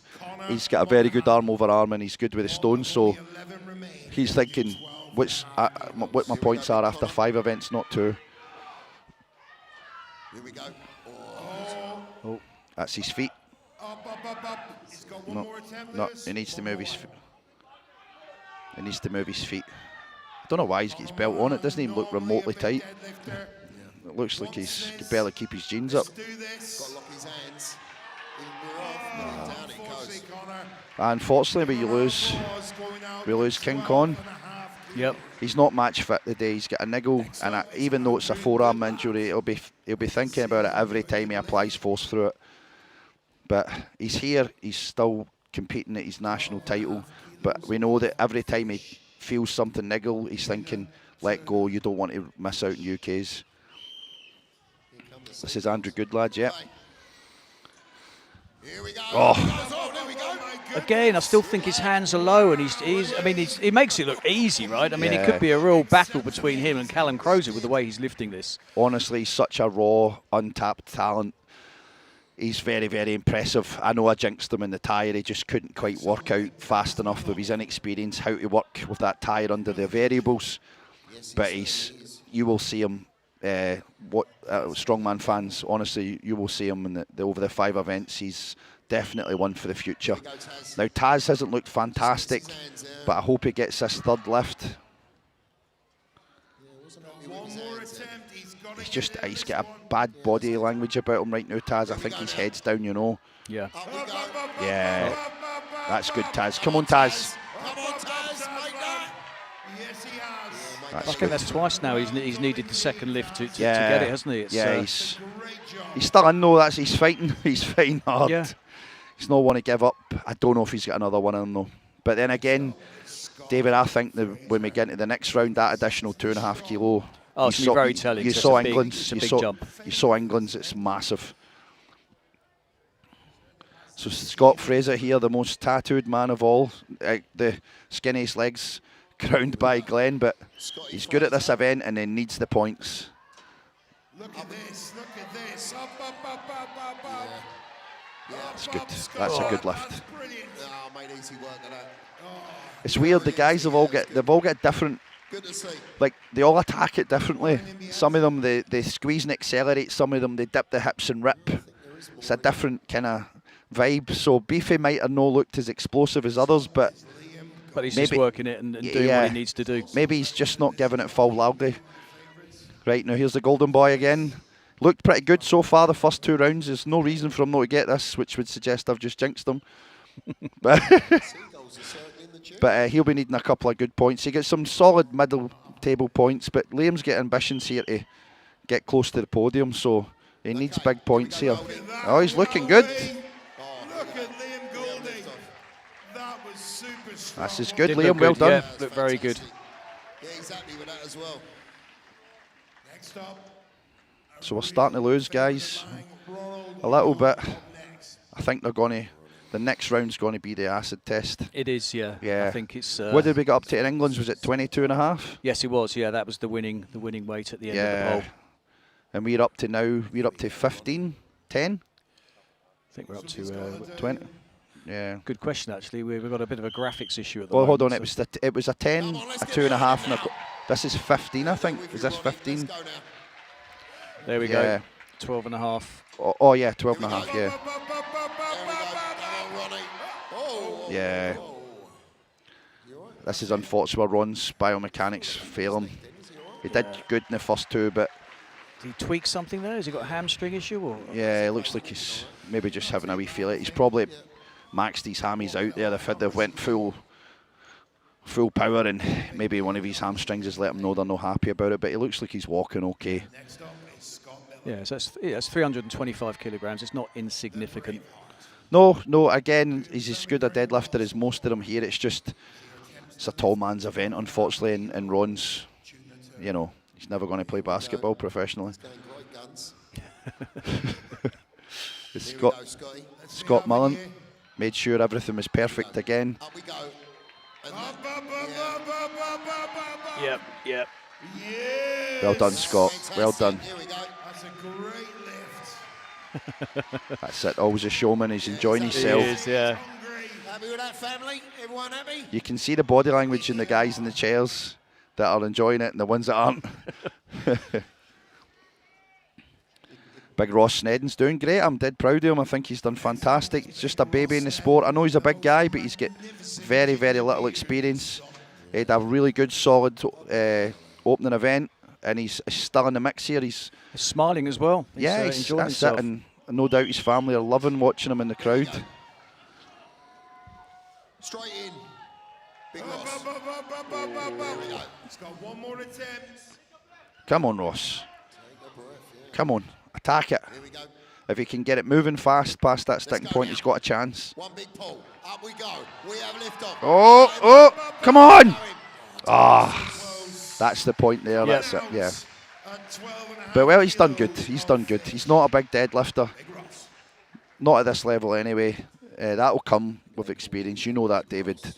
Oh, 100%. Yeah. It's always about it. You very rarely get guys coming out of nowhere and doing really well. Exceptions, like over the years, Eddie Hall, for example, exploded on the scene, just won everything. And normally it's a learning process. It's technique, it's mindset as well, and how got to serve your time. You got to serve your time in the gym. You got to put those reps in over the winter. Eat your food, get some serious muscle on. Scott's doing great. He's doing great, by the way. He's got a swagger now. He's got a swagger. Love it. Callum's a difficult person to read.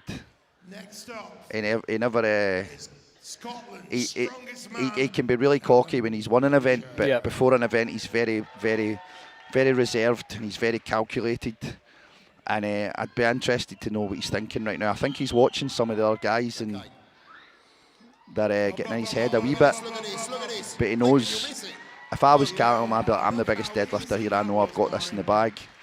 But they're going to make him work for it. Oh, 100%. They're going to make him work for it. So after Beefy, we have concluded 3 rounds of this, David. We've got a few guys out. Getting to the business end. Yes, this is the first round's a warm-up. Second round, we're getting rid of the guys that are at the lower end of the static power. And then the third and the fourth rounds where the points are decided. Now, as you say, Beefy wasn't super fast with this. You can tell how much he's psyching himself up that he's not 100% sure he's getting this. Yeah, it's a feat. Now, if he doesn't get this is catastrophic towards his title challenge, his title regain.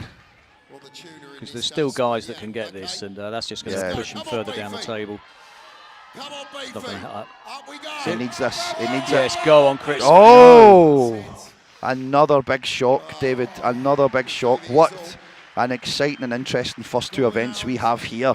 We lose the former champion and the winner of the first event. Still 7 guys left in it. So that's a lot of points dropped. Yes, so that's the 1 point that Callum lost him. He's got at least, potentially, he could be 6 ahead now. Exactly. Yeah, that was huge. Oh, this is a good year. This is a good year. We're not even 2 events in, and we've had shocks already. It's been a couple of years where Lewis Jacks just came out and ran amok, and Callum ran amok last year, but this... So Chris is the first big name, really, for us to lose in this event, and that's a surprise. I thought he would do at least another round. Andrew Goodlads can't wait to get back in. Look, he's dying to get back in. Oh. And again, like you said, his hands are nowhere near that tape. As silly as it sounds from a kind of physics point of view, that couple of mil further down the pole probably equates to some genuinely significant weight. Oh, I mean, who knows? But it could be 5-10 kilos, couldn't it? I think this is where we lose Taz. I don't mean to be a pessimist, but... Well, he keeps having 2 attempts, and the first one... And, I just think this is a big jump. I just think this is a big jump, and I don't want to lose him because he's a cool dude and an awesome guy, but I think he knows. Yeah. I think his tyre flip's really still in his head. He needs to get. Oh, hello. Go on, Taz. Oh. Yeah. Remember last year he came into the second event as the winner of the first event. He was cocky, he was confident, he was buzzing, and he said a bit of a disappointing performance in the first one, and I think that it's not left his head yet. And I think he needs to clear his head to get into this dumbbell, or he's going to have a poor performance today. If I was his coach, I'd be getting at the back and giving him a couple of slaps. Yeah. Right, Scott Fraser. Look good, Scott, in this. About footwear on this event. I mean, Scott's just wearing regular trainers. Is that a good choice of footwear? I think the guys all tried all their different variations in shoes to see, and I think this must have been the trainers was the best. You would think like a working boot or whatever, but I would personally try and get something with as little heel as possible on it to get closer. Right, Scott Fraser. You need this. I did say this round was going to be the big one. Oh no. Yeah. He didn't even get it as high as Taz though. There'll be a lot of split points on this event. I did think that this... Now, Liam was 1 point away, 1 flip away from big points in the first event. If he gets this will somewhat make up for it, because this is going to give him some big points. And he gets the bragging rights of saying he beat Beefy in an event. But he needs to do it first.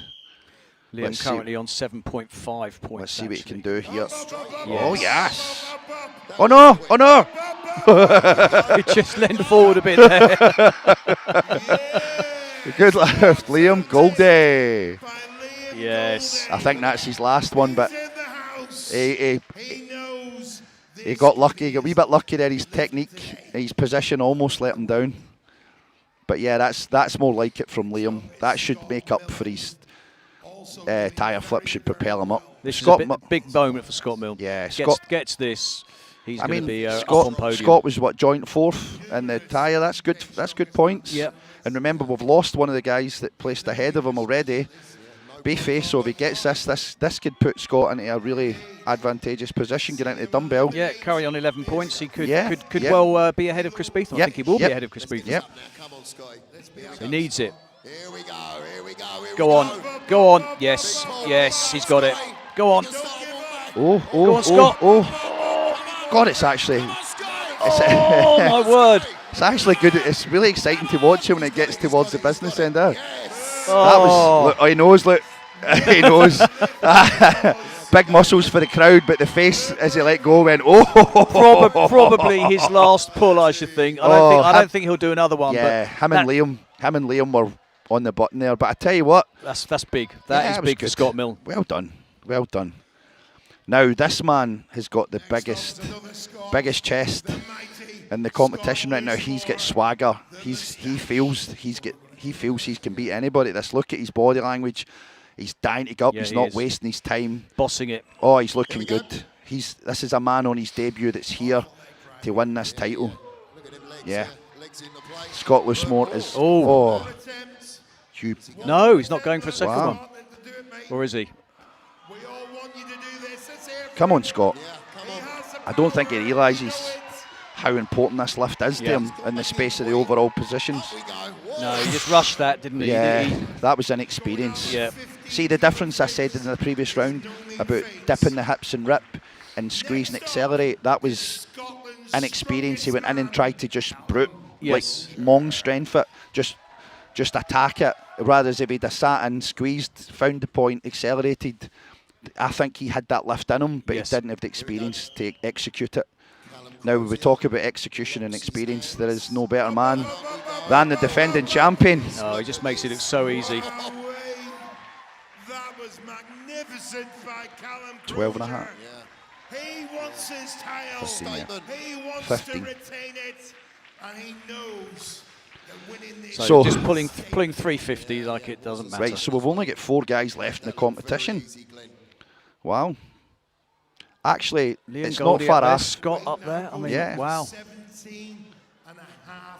This is It's going up to 17.5 Yeah. kilos. So now they're pulling 375. Well, I think we know that Callum Crozier is going to get it. Scott, I'm not so sure. None of the rest. Andrew Goodlad would be my second choice, but if you were Scott Milne, would you just say, I'm not going to bother. I've got the points and I'm going to save the energy, or would you go for it? Normally I would. If it was I think this event's a bit more forgiving on the fatigue. Right. Like if it was like a 400 deadlift, I think I would, or like 350 or something. But I think it's a bit more forgiving. I definitely like to have a feel of it. Scott. Oh yes. Finally, this guy's showed up. He's going to push Callum, isn't he? Yeah. All the way. Oh, he's a bad man. He's very, very strong. You just think if we can harness that. I think Callum's thinking, I'm going to have to do 2 or 3 more rounds now. I think we lose Liam here. I know it's terrible as his coach saying this. I hope no. If he gets this, it'll be absolutely fantastic.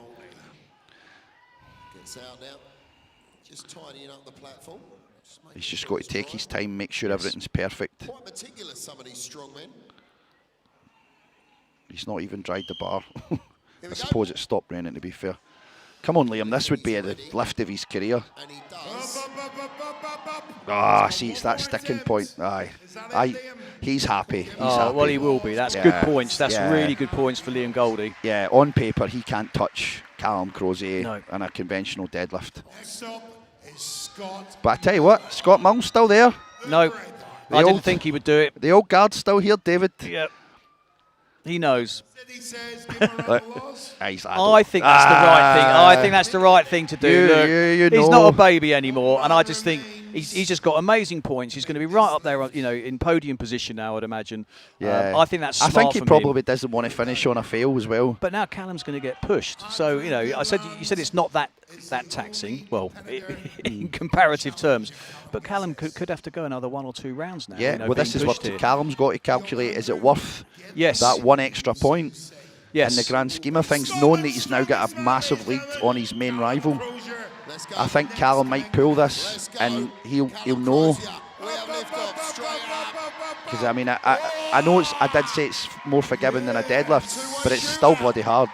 So I think as Callum's coach, I would say to him, leave the next event, the next weight, and let Andrew Goodlad have his moment. Because I don't. If Andrew gets it, Callum gets it, and then they've got to go again. But sometimes ego can get in the way, can't it? And it's just like, I'm not going to let the young gun beat me. He could end up taking so much out his petrol tank for the sake of half a point here. Yeah. It's how and nobody wants to see it. We want to see it keep going for the crowd, but plus they're not getting as much rest, David. Now, yes. Andrew Goodlad pulled that previous lift something like 5 minutes ago. If that. He's loving it. He's got nothing to lose, nothing to prove. He's just a big, handsome guy for the Shetland. He's just showed up. He's getting his hands into a better position now. No. Callum will not touch it now. Callum won't touch it. I think it's not worth trying it for half a point. He'll go for it. He's young. He's going to want his moment, surely. I think the winning lift at the England's is now even more impressive when you see that there's basically 2 guys left at the same weight, and it's not achieved. So, and these guys are big deadlifters, so the English result's even more impressive. Yeah. Okay. Here we go. No. Down it goes. Good effort. Callum's not going to lift. Big round of applause, folks. Andrew Goodlad. Let's see what Callum's walking away, I think. Yeah. That's the right thing to do. It's not the best thing to do. Well, wait a minute here. Help his campaign to retain the title. This is ego over tactics. He is doing it. Sniff of the smelling salts. He's got the tools to do it. There was. I don't know which Callum was going to show up here, but there's the showman here. Yeah, I mean, this lift essentially is for half a point. That's all it's for. Because he's sitting there now in joint first. But he's champion. He's basically saying, I know. I'm showing you why I'm champion. I'm not saying it's the right thing to do, but I get why he's doing it. Listen, the crowd want to see it. Yeah, the crowd's paid their money. Everyone, the thousands watching on YouTube, they want to see it. So let's see it. Oh, look at that. Oh, we underestimated him. Oh no! Oh, are you okay? Oh, is he okay? I think. Did he just slip? No, he's fine. Oh. He's fine. Oh, Jesus! He could have done without that then. See, that's what I mean. That could have been. Anything can happen. Yeah. He literally could have been game over there. Yeah. I'm assuming he didn't get that lift either. So no, he did have it in him. So it's tied. 375 kilograms. Andrew Goodland and Callum Crozier. So now we've got the overall point. Is this? No, this is the points from that event. So we'll get points. We'll good get points the overall for shortly. Scott. Yeah, it'd be interesting to see how the final leaderboard looks. But that was interesting. Do you know what? That's a damn good watch. Well, let's hear from them. Good lad, isn't it? Good lad. His name's changed 3 times so far. Andrew Goodlad, ladies and gentlemen. Fantastic, Andrew. How'd that feel? Yeah, I felt all right. Had to make up for a very bad first event. Yeah. Guys, reset. Hopefully keep it going, so yeah, it's good. Yeah, keep that going. And you, Callum, we just turn this way slightly, just to the camera now. Sorry to turn that back on you. Listen, you seem to slip, obviously. It was quite a dramatic slip. You decided to share the points rather than go for the win. Yeah, it's just, unfortunately, it's quite a wet day. Felt that slip, and I just didn't fancy repeating it. And so far, event number 2, you're looking good in the table. Titles game on? We'll soon see. Oh, we'll soon see.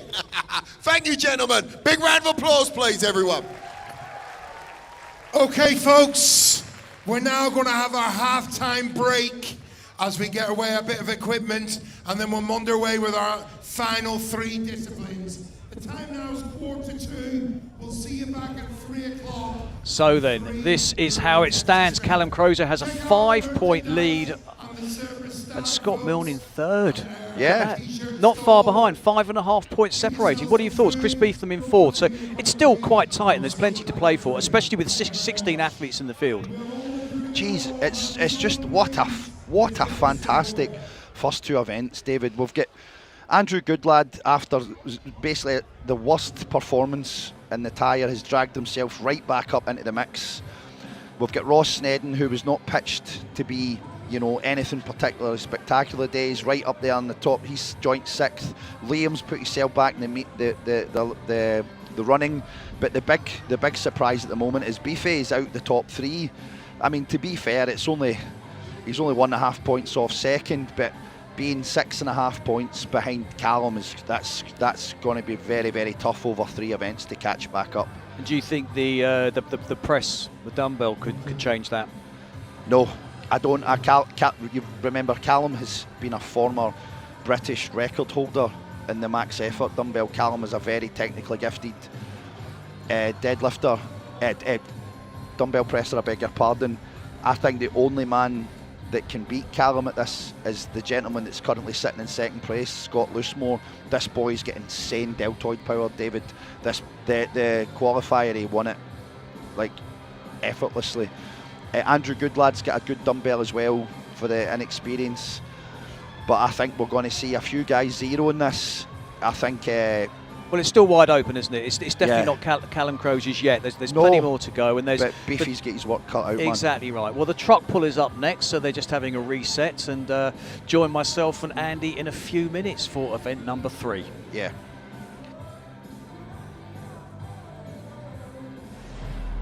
Red tape, boots trade. One breath, jaw clench. Whole world on the edge. This that impact, crash, bang. Every step makes walls shake. Heartbeat like a war drum. Say my name, the ground breaks. This that impact, crash, bang. Turn a whisper to a quake. If I move, the sky falls. When I drop, the earth wakes. Yeah.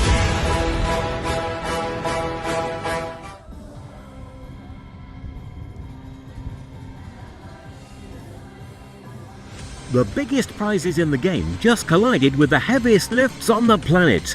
That prize guy, one of the UK and Ireland's leading prize sites, are now the official prize partners of Ultimate Strongman. Ultimate Strongmen lift and flip cars. That prize guy gives them away. With over £200 million in prizes won, that prize guy offers life-changing prizes with entries from as little as a penny. Ultimate Strongman and That Prize Guy, where raw power meets massive prizes.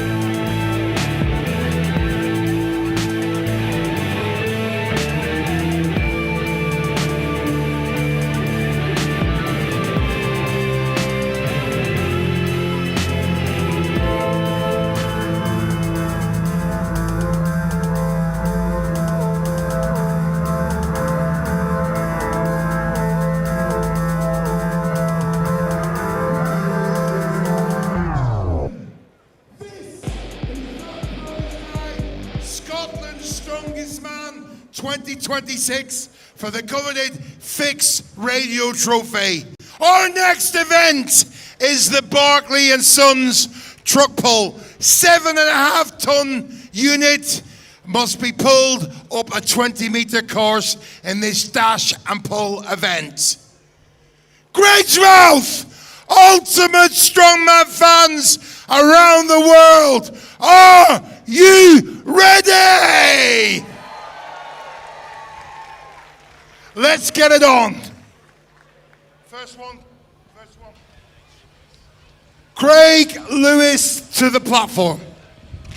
Well, welcome back, and it's the third event, and it's the truck pull, but with a slight difference, because rather than using a harness, they're going to start at the truck, run down, and basically settle themselves into a platform. You'll know more about it than me, Andy Kearney. Yeah, an event I've did myself in the past. There's going to be an arm over arm. So normally in truck pull, you've got to use predominantly your legs and your arms to a certain extent, but it usually favours the athlete that's got heavier body weight, because as we know, weight moves weight. But with arm over arm, it's a lot more to do with your grip power. So it's a slight variation in a normal truck pull, arm over arm, but it's a really tough event. And this is a huge stand tall for the lorry. man. And I must say, we were testing to the platform, and it's Craig Lewis. Well, it's going to be a tough one for this man at just 90 kilos. Strongmen take the position. Referee, take it away. Over to the referee. It's going to be a tough one. He's smiling though. I spoke to him there just at the break. He's having a great time. I've told him. Okay, whistle goes. Every moment. Here goes the dash. 100%. And it is a dash, but it's got to be a careful dash it's a fairy onto tale the platform. 90 kilo And that athlete, big 41 first years pull, of and you age. just see the way And, puts his legs and his back into that and just gets his Barkley and Sons really truck. tough. Well, it Really was tough moving event. slightly, but here we go. Come on now. Come on now, The big truck, pull. not even big moving. pull. Yeah, it's so difficult, and well, you can see he's gotta standing move on this, top of come the on plinth then. there, Yeah. but got to make sure your feet don't He's slip moving, off. it's Right. rocking. Here he goes, he's moving now. Slowly. It's a tough Down event. he goes. Yeah, it's just You've moving. got to understand that It's just sort of the broke the ultimate line. strongman policies. Need it. It's ultimate strongman. Here we for a go, he's reason, going and back these down events again. are Here we tough. go. And Glenn, Here we go, just as needs the to get event this moving designer, now. would rather have 2 or 3 guys. Here we go. Come on now. 15 He guys really is struggle, giving it his all over and there. And everyone doing it, and Wow. looking like split-second times and stuff. Come you on know. now. So it's a tough event, and it's a really tough event in the grip. You can see that he's wrapping the rope round his forearm to take the kind of grip aspect There out we of it. go. But it just can't Yeah, that move was a it. He's still tough smiling. time at the office then. Well, if you've just No joined doubt us, about we've that. actually lost 3 athletes due to injury. Conor Monaghan is out, as Good is round of Andy applause. Hamilton and Ronald Young. So out of the 16 athletes that we started with, we're down to 13. And at the moment, it's Callum Crozier who is currently leading on 30.5 points, Scott Loosemore on 25 in second place, and Scott Milne in third on 24.5. Chris Beetham, 2024 champion, on 23.5 points. So still plenty to play for, and a lot can change. Yeah, it's a bit of a shock that Beefy's so far behind after 2 events. The flag hoist, the fishing pole wasn't good for him. But there's still three big events to go, and the 3 events that are still available for him to collect points, and he's very, very good at. It's Callum does have one hand on the trophy and one hand in defence of his title at the moment, because he is also very good at these 3 previous events. But anything can happen. It's a rainy day. The events are brutally hard. We've lost 3 athletes already, so quite literally anything can happen. We almost lost Callum Crozier there with that slip in the fishing pole, so this title is far from decided yet, and I genuinely believe we're going to have a very shocking and surprising 3rd place finisher today, I think. And I think a lot of the crowd would love it if we could see Scott Milne hit the podium, just because he's been part of the Ultimate family for a long time. He's a fan's favourite, and he comes back every year, puts his reputation on the line, gives it his all, and sometimes in the past he's just not quite got the performance he deserved. So maybe this year Scott's going to get on that podium and prove that he's still got some left in the tank. Well, now the truck does move. Callum's, sorry, I beg your pardon. Harvey McCauley, thank you so much. Harvey has got it moving. So that's good. Got it moving well, which bodes well for the rest of the competitors, actually. Yeah, So, I think it was just a bodyweight issue with our first athlete. It was definitely a bodyweight issue with Craig. He's only 90 kilos. I mean, that's not much heavier than the average man. And again, Harvey's not the biggest of lifter athletes, but he's pulling 7.5 tons, all right. Yeah, he's doing great. And I did say to you when we tested it that I don't think that it was going to be finishable for a lot of the athletes. It was going to be distances, but that's what the crowd want, so that when someone does finish it, they can appreciate the effort and energy it took to finish the event. I think when arm over arms go down to split seconds, and the guy that wins it does it in 27, and the guy that comes last does it in 31, it's not a true strength of a true test of strength. Yeah, completely agree. Yeah. Proper truck pull. Yeah, proper truck pull. Big and heavy. So Harvey's got some distance. Harvey's proven that it can be done, so that's the most important thing.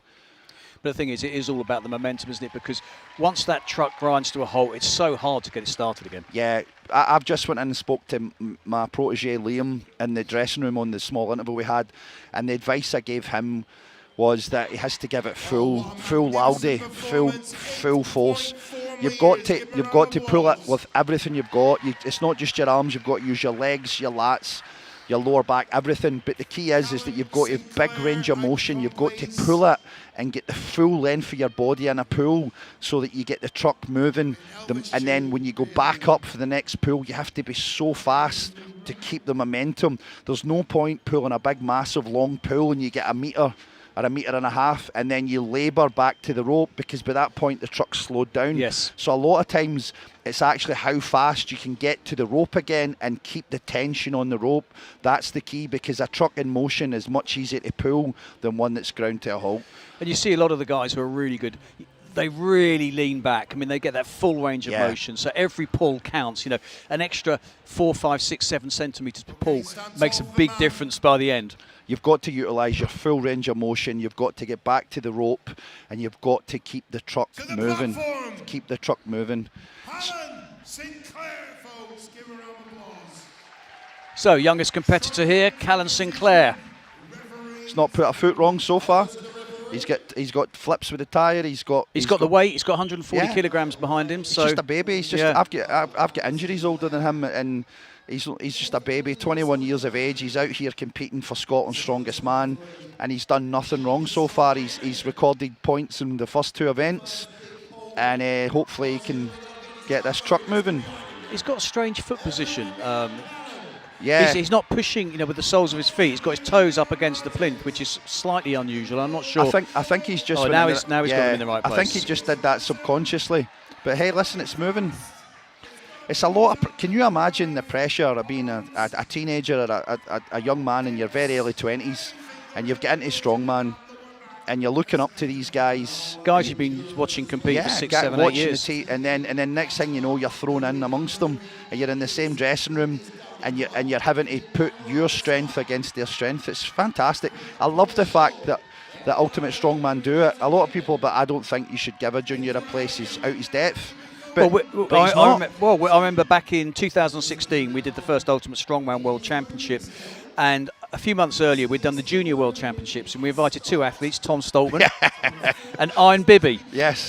Both legendary strongmen now, and they were juniors. And I tell you what, they were not coming last. No. Tom Stoltman won the stones, of course, and Iron Bibby won the overhead press. Yeah.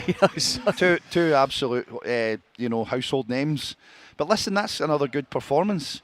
This boy has done not too shabby at all, and I hope his family and his friends and his training partners and the gym that he trains at are super proud of him, because he's got, hopefully a big future in the sport. That's a day he'll remember for the rest of his life. Competing at Scotland's Strongest Man. When you're a granddad, they'll be saying, "Oh, granddad was in Scotland's Strongest Man." It's a big thing. I like what you've done there. You've led up to the granddad, the literal granddad.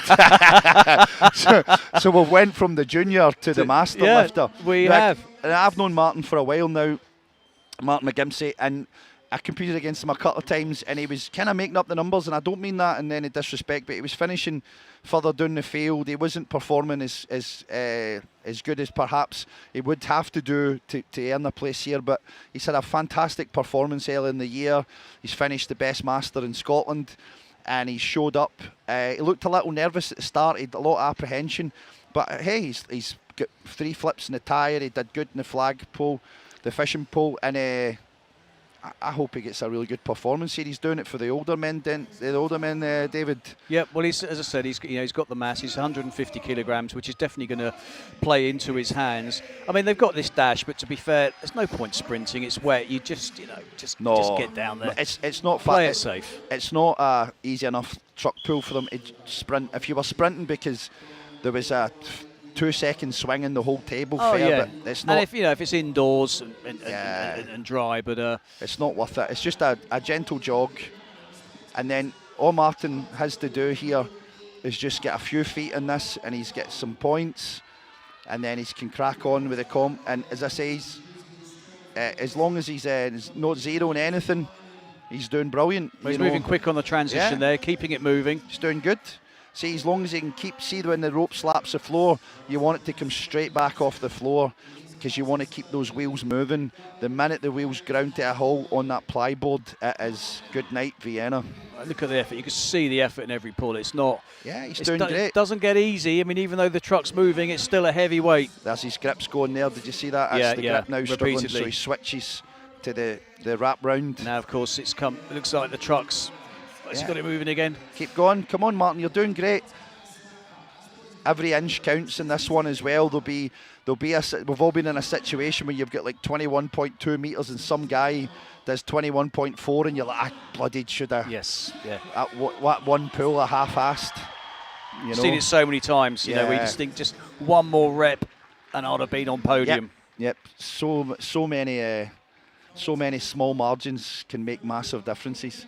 But another good performance. We've seen the junior, we've seen the Masters lifter, and they both achieved a good distance on that. Callum's in the lead at the moment. Actually, Callum did better than Harvey, just as we talked about. Look, Harvey had 8.4 and Callum had 8.65. So the question is anyone going to pull it the full distance today? Because I think so. I bet. I had a wee bet with Glenn before it that 2 guys would finish it. 2 guys. Yeah. And that's the way it should be. I think. It's great to see them all blistering through it, doing 25, 30 seconds, and the guys are struggling to keep up with the rope. That's great, yeah, if that's your cup of tea. But I like to see an arm over arm. I want to see the guy that finishes it's had to work for it. Yeah. The guy that finishes it to prove that there's humans that can do it, and they've had to rip their hands to pieces and their lungs are busting at the end. That's a good arm over arm for me, David. Completely agree with you. So as Ronald? He was meant to have pulled out. Yeah, he's meant to have pulled out, but I guess he's still in the game. That's just Ronald being... Well, he's obviously thought, I'm just going to give it a go. I think he's going to be limping up there. He's going to be limping up to the platform. If I know Ronald wants to stay in the comp because he wants to play the dumbbell. Oh, he really is limping. Yeah, I think he wants. That's a warrior. Yeah. Because he's thinking, I can do this with my upper body, and then I can do the dumbbell. But I mean, how's his leg going to be here when he's driving with the legs? Is it going to be okay? Or? I don't think it's going to be comfortable at all. I think it's his hamstring glute tie-in. Yeah. That's a massive muscle involved. I tell you what, though, when you compare what strongmen go through, and then you look at football, you know, a slightest tap on the shoulder and they collapse holding their face, and these guys have got torn muscles, ripped hamstrings, so they still go on. You have to be as hard as nails to do strongman. And I tell you what, he's got it moving quickly here, so. He could win this. We'll be leading after this. I don't know if you noticed this, David. You've maybe not noticed it, but if you look, he's very, very compensating to his one side when he pulls. He's being quite clever, and he's pulling a lot through his right-hand side. Yes. Yeah, he is. Yeah, you see it? He's way to one side. Yeah. So he's managing to just keep the pressure off that muscle. But he looks like he's got a decent distance. He's a gutsy wee guy, Ronald. Yeah, he is. Tough as nails. Whistle goes. He's had some serious injuries in this sport and he's still gone. Interesting to see how far he pulled it. I fancy he might have beaten 8.65 metres. He's definitely in that mix. I don't know. He's definitely... It's definitely got to be close. But well done, Ronald Young. That takes some serious kahunas to go out and pull a 7.5 ton truck with a torn hamstring. Well, let's see what he's got to say. Very quickly, Ronnie, what? I mean, you're obviously injured. Is it going to hamper you for the rest of the competition now? I think so, but I'm not going to give up. You're going to go back there and have a rethink? Yeah. Well, we'll push on and we'll stop when we really need to stop. Was it all upper body down there then? Was there any legs going in? No, I've got a wee tear in the hamstring, so there was no legs, it's just all upper body. All upper body, ladies and gentlemen. He gave you a show, he promised he would. Ronnie Young, ladies and gentlemen. Let's just find out what his distance was. We'll give you that information in a wee second as we're getting ready for our next athlete. 8 metres. Oh. It's currently in 3rd place, Ronald Young. Yeah. Callum Sinclair Again, still leading. There must be a really difficult sticking point round about that part in the track, because there's guys 65 centimetres separate 3 guys, sorry. So now we get Big Ross. I've loved watching Big Ross today. Big methodical chap. He's not shown any unnecessary aggression. He's quite He gives me the vibe that he's just happy to be here. He's buzzing to be here, and his performance has been really steady. He got great points in the tyre flip, made a good account himself in the fishing pole. And again, this event wouldn't suit Ross if it was a fast event because of his size. With the arm over arm, again, if it's a light arm over arm, it will suit a guy like Scott Fraser or Andrew Goodlad, big, long, tall guys with small waists. Unfortunately, Big Ross's waist isn't the smallest, so his range of motion would be slightly more limited to some of the other athletes. But because it's such a slow, tough, difficult pull, his body weight's actually shifting it slightly towards his favour. He's now getting to that sticking point, so it's going to be interesting to see what happens here. If I was a coach that was able to communicate with him, I'd be telling him to wrap. Like it's always around here. Just that last pull before the sticking point, I would be like, get it round your arm now.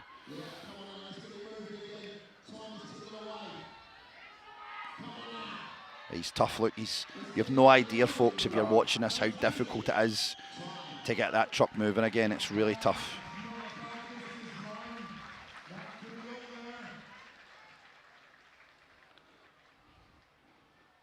Yeah. Good, another solid performance for him. I think that early part, I think speed is so important. To get that truck past that sort of, with that 8.5 metres, it seems to be where it slows down and they run into difficulty. The quicker it's moving at 5 metres sets it up for being able to get enough propulsion to get past that sticking point. And it's never a perfect surface. If you're doing it on tarmac, it's hard, but this is on boards, it's wet, the wood, it can sink, the truck can sink a little bit. Even just the slightest little drop can make a massive difference and act like a brake. Yeah, I mean it's not an easy truck pull, but we don't like easy in Ultimate Strongman. But the most important thing is it's the same for everyone. That it's the best arm over armour will win regardless. Yes. Well, we'll just still have a lot of strong athletes to come, so just need to see and hope for the best.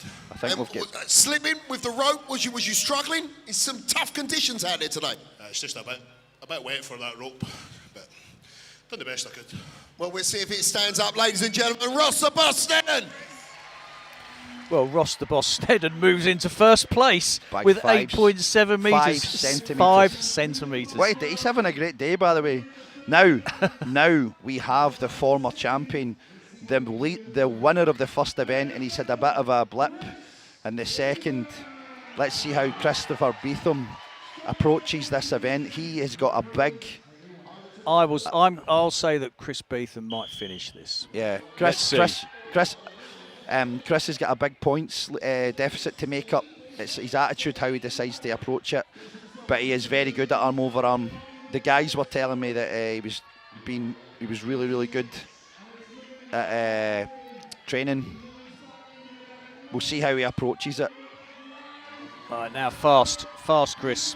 Yeah. Look how far he leans back. Yeah. Maximum distance every pull. See, the thing is, as well, is you've got to understand is your hands having to squeeze that rope uses so much of your forearm power. He's got good grip, speed. So you only get so many times you can before your forearms just fatigue. And a lot of people, they'll go, oh, that I could do this, I could do that, but you've no idea. That rope is a really difficult rope, and it stretches as well. It stopped. Yeah, same sticking point. Yes, get it moving again, Chris. See, he's getting tired now. Oh, though. yeah. You need to get that. You need to get up for the next one quicker. Oh, he's just got busting now. He's just going to try and get as many pulls in as he can before the whistle goes. Oh, yeah, that was gutsy. I think that should put him in front. Yeah, I think. I'm going to guess that's about 10 metres, maybe 9.5, 10 metres. But it's still a long way off completing the course, It makes you wonder if anyone's going to complete it today, actually. I did say 2, but I'm starting to question that. Yes. Well, it's a conditions thing. You never know how, the rain can affect everything.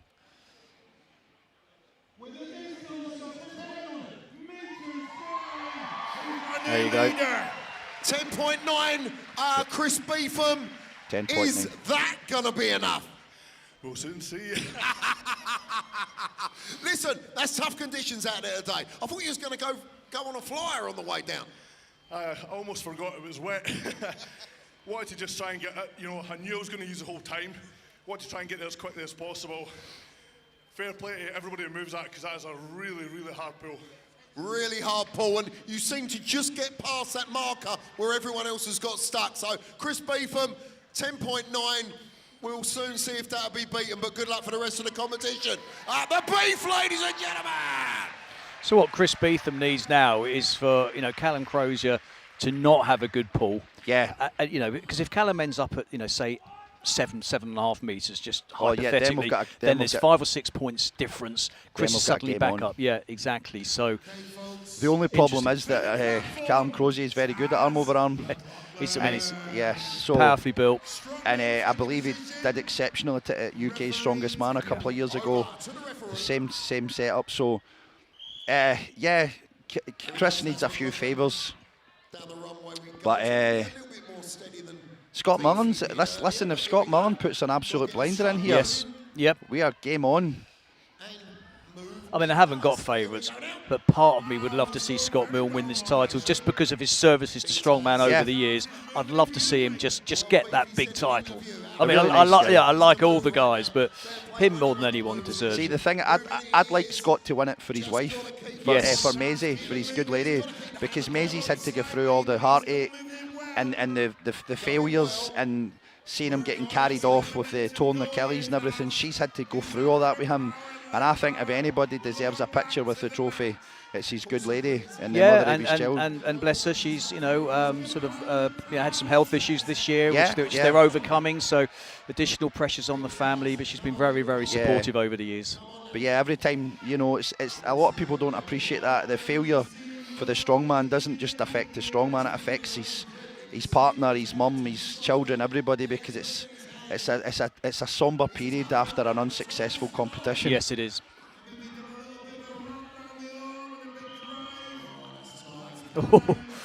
Burning hands. Taz. I don't know how Taz will feel about that one. He's not having the performance he had last year, unfortunately. I know we've still got 2 events to go, but I think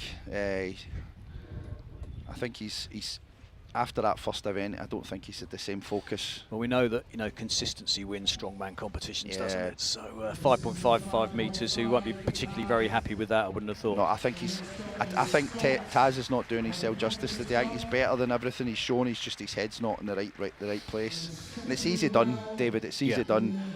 When you come in with a game plan and the after event 1 it's totally ripped up, it's hard to keep focus.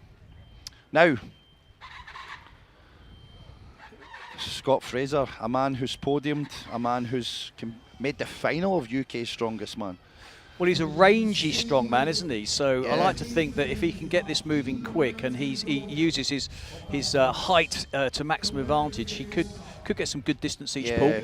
As I said previously, if Scott Fraser had an overhead as to the standard of some of the other guys at the top, I think he would be multiple times Scotland's Strongest Man, because what he's good at, he's very good at. He can move, bag throws, tire, flip. Normally he's really good at. He should be good at this event. He should be really good at this event. I definitely think as he's running towards there, he's fancying his chances of taking the lead here. 6'4" of him. Yeah. Look at the effort. I previously mentioned as well that speed. Out of all the guys here, Scott, I've never seen someone prep as precise as him. He really makes sure that he's got his training and his preparation perfect. He's so fast on the transition, isn't he? But here we go. It's this what happens good. Now. This is a leader. Here we go. It's coming to a stop. Keep it moving. Oh, he's winning. Oh, he's keeping it moving. Keeping it moving. Oh, this is good. See, this is the Scott Fraser. This is the really good Scott Fraser. Sometimes he's not the best at things, but this is when you see it. He's like world class strongman. I think he's going to need another pull.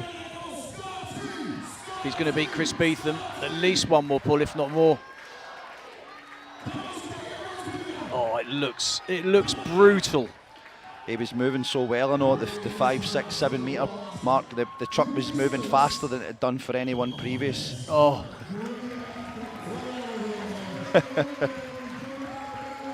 Well, I'm not sure if it's going to beat the 10.9 metres set by Chris Beetham, but I fancy it's going to be pretty close. His body language suggests he's not happy with it. Yeah. But we'll see what the result comes up at. You see every guy coming off looking at his hands. Oh, David, you have no idea. Your hands are on fire. Oh. Yeah, anybody that's had a rope burn or ran their rope down a... Here we go, we're going to get the result. Puts him into second. Is it? Second. It's in second place. What a great effort by Scott. 9.8 metres, second place. Scott Fraser now. Scott, just how hard is that truck pulling out there right now? That's the heaviest one that I've ever done. I've trained this pretty hard. Wasn't heavy enough in training. That's ridiculously difficult. Very, very slippy on the rope, so my grip was gone. Had to obviously wrap. That's heavy. If anybody finishes that, hat off to them. Hats off to them. Yeah, they deserve the event win, that's for sure. Second place, you happy with second? No. Do you think they'll stand up, though, for the rest of this? Because it is tough. No, we've got a couple of good guys coming out. The posterior chain's super strong, so there'll be a couple of boys I think will challenge that. Okay, challenge it they will, but Scott Fraser, no lack of effort there. Ladies and gentlemen, give it up for Scott Fraser. Well, Scott Fraser was on 16 points going into that event, and that current second place is certainly going to launch him up the leaderboard, I'd imagine. Still some athletes to go. You've still got Liam, you've got Scott, you've got Scott Loosemore, and you've got Callum, so there's some guys that genuinely can take that distance, I think. I don't see anyone finishing the course now, and I don't see why they would have to as well. Like if Callum's gone out last or whatever, or Andrew Goodlad, and they know they've got past Beefy's mark, I wouldn't, if they get to like 12, 13 metres, they might just stretch it. But we'll see. There's still five guys still to go. So Scott Loosemore up next, currently second, 25 points he has. Yeah. 5.5 off the lead. So a big performance here is absolutely essential if he's going to keep in the running for the title. He had a really good tyre flip. I think he finished third in the tyre, and then he was going really well in the fishing pole until I think the last attempt he approached it wrong, but he's still right in the mix, and he's definitely given this everything he's got. He has, but it looks laboured. There's no speed there, is there? Yeah, he's doing everything right. He's wrapping the rope. He's giving it full loudy with his hamstrings and his lats and his arms, but it just doesn't look like it's moving the same way it was for Scott Fraser. He's could be tortoise. Well short of the mark. Yeah, could be tortoise in the hair, but he's running out of time. This could be quite damaging for him. I mean, by my reckoning, he's probably moved it 6 metres or something like that. I mean, it's a rough guess, but he's way off where he needs to be. Yeah, he's not had a good performance there. No, that's not. Could be less. He's not had a good performance there. That's unfortunate. That's opened the door. They're measuring up. I'm sure he'll be watching with interest, but well, he's definitely opened the door, man, for other people for that potential podium position. Now you've got, as I say, you've got Callum, you've got Goodlad, you've got Liam. 5.9. I was 10 centimetres out. Yeah, that's putting him in, I think, third last. Right down. Yeah. Yep, third last, yeah. Just ahead of Taz on 5.55 metres. That's very damaging to So currently eighth. Currently eighth with some big names to come. What makes it interesting, though, is the next event is the Daddy Dumbbell, and he's really good at it, so he'll have to go early and he'll set a marker for the rest of the guys, so that'll be quite interesting. But now we've got my protege here, Liam. I don't know what Liam's going to give me here. I think he's either going to get 12 metres or he's going to get 3 metres. I don't know, it's just how he approaches it. He's got the tools to do it. Yep. We've trained hard at it. but this one's hit and miss. Anything, I think any meters with double figures would be amazing for him, but it really depends on how this truck wants to play ball.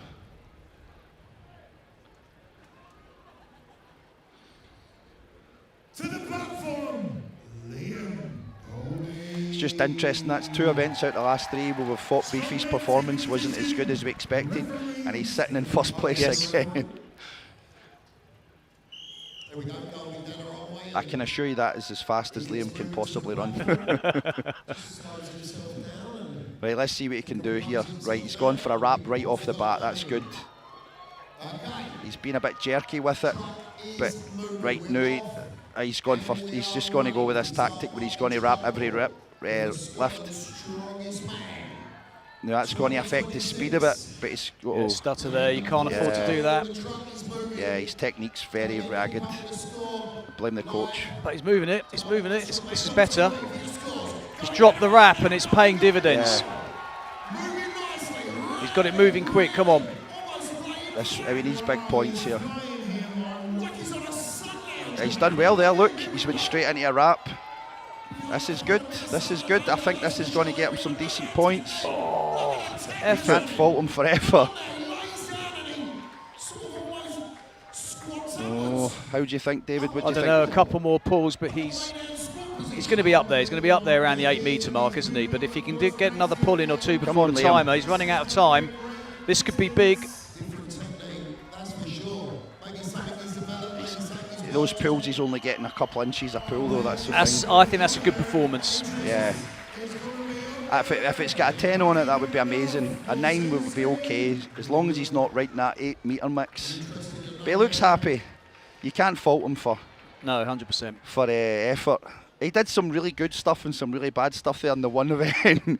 he lost the rope twice and he did a really good technique. He's going to be up around 9 metres, surely. I hope so.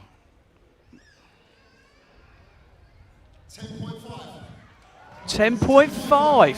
Second place. Oh! I did say anything with double figures. You did. Chris Beetham still first. 2.5 Goldie, second place. That was a different technique you used then. It was almost like lay down and squat. I just went to flip bananas, as my coach would say. Just try and find anything that works. I'm tired. 10.5, happy with that? Chuffed to bits, aye. Yeah. Bring on the stones. Okay, bring it on. Liam Goldie, ladies and gentlemen. So next up, we've got another Scot, but there's only one real Scot in Scotland. So we'll get 2 guys left. No, 3 left, Scott Millen, Andrew Goodlad and Callum. Those are 3 guys, though, that could still legitimately take this event away from Beefy. Second place at the moment for Liam's great, but it could be 5th at the end of this competition. Good performance. He's not great at arm over arm. We've did some technique where we were doing some seated row where I was just getting him to hold the rope and condition his hands rather than working on the technique, and it seemed to work there, but it's good steady points. I really wish he got that 3rd flip in the tyre. He'd be right in the mix. Yes, he would. But hey ho. But now, is this the legend? The Braveheart? Yes. Look, he's making sure that he's prepping everything, isn't he? Oh, you know what he's like. He's got the best beard in strongman, hasn't he? He does have a good beard. I had the pleasure of meeting him when he was beardless, and he's definitely not as handsome. In fact, I don't know how he managed to pull Maisie without that beard. But yeah, no, listen, rumour has it that Scott is really good at this. I remember him back in, I think it was 2018 at UK Strongest Man, and he was in, I think it's the first time we'd done Eliminators, and it was the car deadlift hold. And he won it, but the pain, he burst into tears at the end. I think it was relief at qualifying for the next day, and also the sheer pain of having to hold that car up as long as possible. Yeah, I think Scott's tough as nails. He's a toughie. Scott, as I say, Scott's been unlucky in his career, and he's had a couple of silly wee mistakes that his career probably should have been even more decorated. But let's see what he can do here. Can Beefy hang on to this lead? He needs to do 10.6. 10.9 is the 10.9, current. sorry. Yeah, he needs to beat 10.9. So 11 metres will do it. Currently, Scott is 6 points off Callum He's ahead Crozier. of Beefy in the overall points as well. He is, yeah. Right, let's see how quick he can do this. Looking good so far. He's looking good. His technique's good. Yeah, really what good. He's doing, it's fast. What he's doing is I haven't seen it move that fast before. Can he keep it going? See, it's the speed. It's the 1-2. Look, the 1-2. Yep. Keeping it moving. This is good. We were saying this. Oh, he's moving it so well. Yeah. This is looking good. Come on, I'll Scott. say it now. He's in the lead. This is a winning pool. He's in the lead. I yeah, feel 100%. He's in the lead. And he's got a couple more. By a country mile now. He's just got to keep going because the other two to come behind him. You know, it's. Yeah. Oh, he's as closest to finishing it as MD's. Yeah, he is. He looks like one more pull. 14 metres there, 15 metres maybe. Oh. Well done, Scott Mullen. Well done, Scott Mullen. It's got to be, 15 metres? Yeah, it's definitely. We're guessing. I mean, until it's measured up, it's hard to tell. I'm going to say 14.1 metres. Okay. Right, that's my guess. I'll go 14.9. Well, let's see. Well done, Scott. Well done. This is as good a performance as Scott's ever had here. It's 100%. It's the best I've seen him for years. Oh, 14. You were 10 centimetres out. I was closer. Thank you. Thanks, David. But that's going to. Well, we've seen what's happened. That's going to take some beating. No braver. Here we go, Scott. 14 on the nose. Are you happy with that? No, I wanted to finish it. You're very good at this. Aye, this is one of my best events, so if I'm not finishing it, it's heavy. Listen, let me tell you something. Third, going into this event, where you sit after this, who knows? Could 2026 be your year, Scott? Let's hope so. It's been a rough road the past few years, so let's give it a burn. Last 2 events. Let's give it a good go. No Braveheart, no pie. Scott Milne! Well, Scott Milne sets down the marker. Yeah. Now, we've got 2 gents left. Callum is also very good at this. Andrew Goodlad, I don't know. He's got all the tools for it, but he's very inexperienced. So we'll see how Andrew gets on. I do fancy him to pull a good pull here. So now, as we stand, I believe it will be Scott Millen in first place, Christopher Beetham in second, and Liam Goldie in third at the moment. So 2 guys can stand between Scott Millen taking his first event win of the day. And I don't recollect him winning an event as Scotland's Strongest Man before. I mean, I'm pretty sure he's been doing it for so long, but yeah, I don't know if he's ever won one. I'm pretty sure I'm probably wrong, but I can't recollect off the top of my head. That's too energetic for me, Andrew.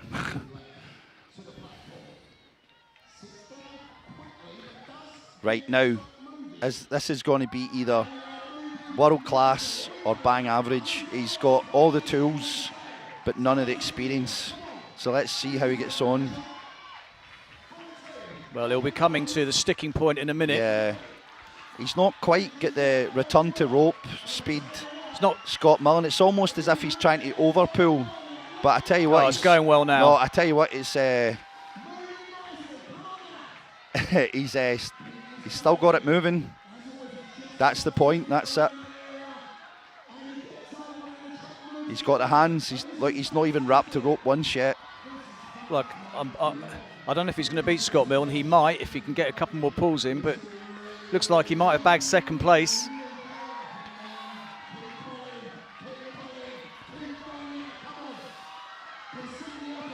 He's having a great debut, David. It's a good pull. That's definitely every centimetre counts. I'll tell you what. That looks like 12 metres, maybe I'm not 12, even gonna, 13. I'm not going to guess because it's close. It's close, and it's better than Chris Beetham. I'm going to say it's 13 and change.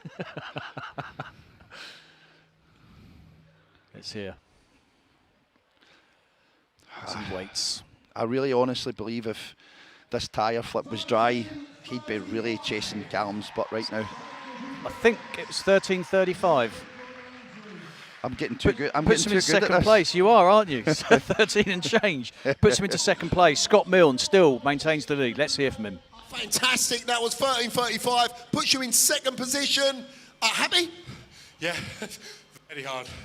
Really, really hard. How old are you? I'm older than I look. I'm 29. So. 29?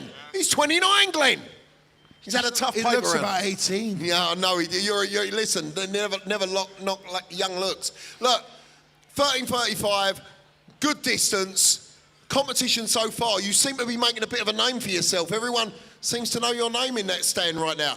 I don't know about that, but yeah, really poor start, so happy with the last 2 events that they've gone, so yeah. Well, couple to go. Let's see where you end up, Andrew. Good lad. So 1 competitor now, to go.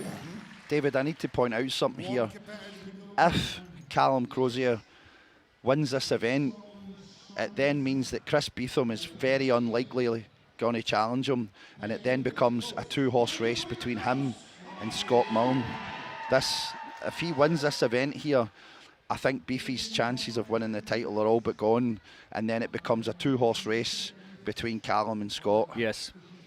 But he still has to. It's a big one for Callum Crozier. If Callum Crozier, for some freakish reason, has a very underperforming performance here, Scott Milne is looking good. Looking good, yeah. But it's Callum Crozier, and you can't write him off. Everyone's had a bad event so far. Yeah. Liam had a bad tyre. Andy Goodlad had a bad tyre. Beefy had a bad flag hoist. The only man that's not had a bad event so far has been this man. Andrew Goodlad had a terrible tyre as well. It's just everyone's had a bad event in the first 3. This man's been Mr. Consistency. Yeah. And there's nothing to suggest that he's not going to continue to be so. See, I noticed when Scott was doing it, Scott was not pulling as long as some of the other guys, but it meant that he could get back quicker. Yes. So he was losing 50 centimetres a pull, but kept the momentum going. But the momentum meant that he was that's what Scott, I think, had the advantage. Callum slowing quite significantly. It stops. Is it? Oh, it's laboured now, isn't it? He's got a long way to go. He's still moving it without a wrap, though. Without a wrap, and remember, he's doing this with a broken finger, David. Yes. No, he's okay. He's doing all right. He's okay. He's fighting it. He's definitely ahead of Christopher. Yeah.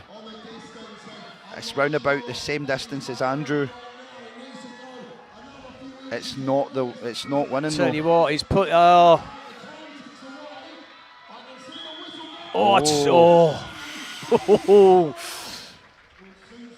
don't know. Well, he didn't have a disaster, so. Do you think that's good news? Could be second. I don't know. It's so tight. Liam was second place. It looks like he's jumped down to 5th now because Beefy was first. It looks like he's perhaps dropped to 4th. 13.5. So Scott Milne takes the win on that, but Callum Crozier is still very much in control. Callum's only dropped 2.5 points so far. 2.5 points. Would you have been happier with more distance? Obviously the answer is yes, but were you happy with that distance? Yeah, of course. It's just a hard day. Like, it sucks. We're out in the rain. This isn't fun. I'll just take what I get. Is today the day that you retain the Scotland Strongest Man title? And I said in commentary when you was pulling how proud you are of this title. Oh, incredibly proud. Scotland's Strongest Man, I mean, you don't get better than that, do you? I mean, World's Strongest Man would be cool, but I'm pretty happy with Scotland. Listen, 2 more events to go. Is it in the bag today? We'll soon see. We'll soon see! Callum Crozier, ladies and gentlemen.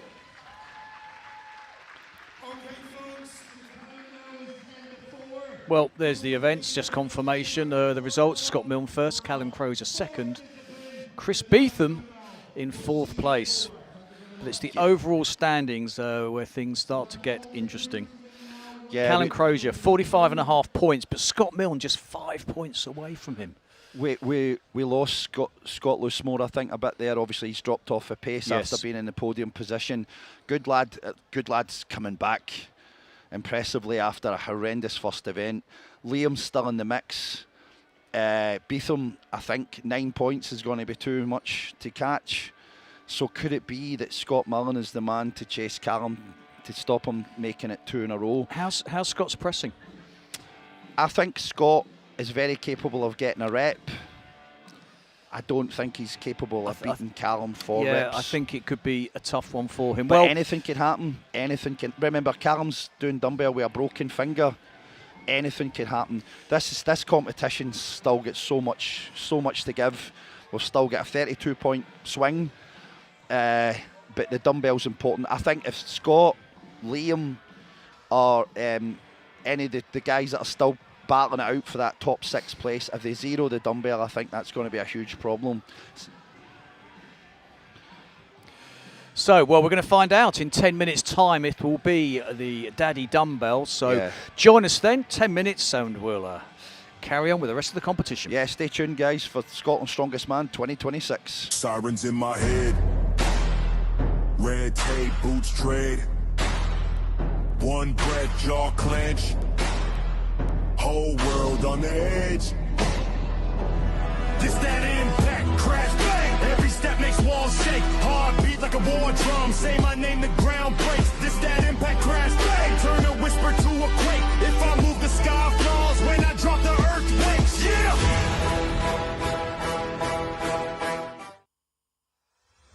The biggest prizes in the game just collided with the heaviest lifts on the planet. That Prize Guy, one of the UK and Ireland's leading prize sites, are now the official prize partners of Ultimate Strongman.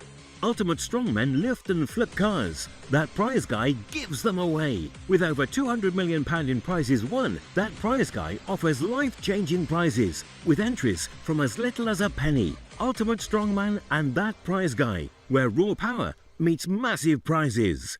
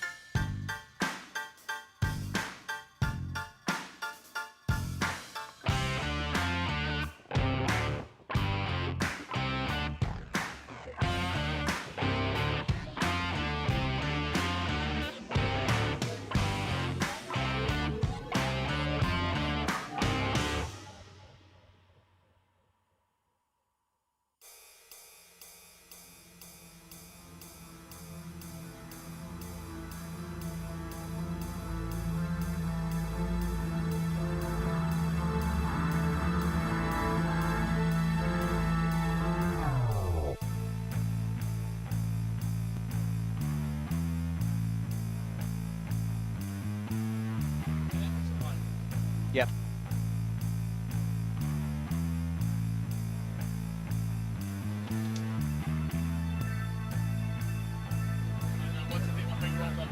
Yeah.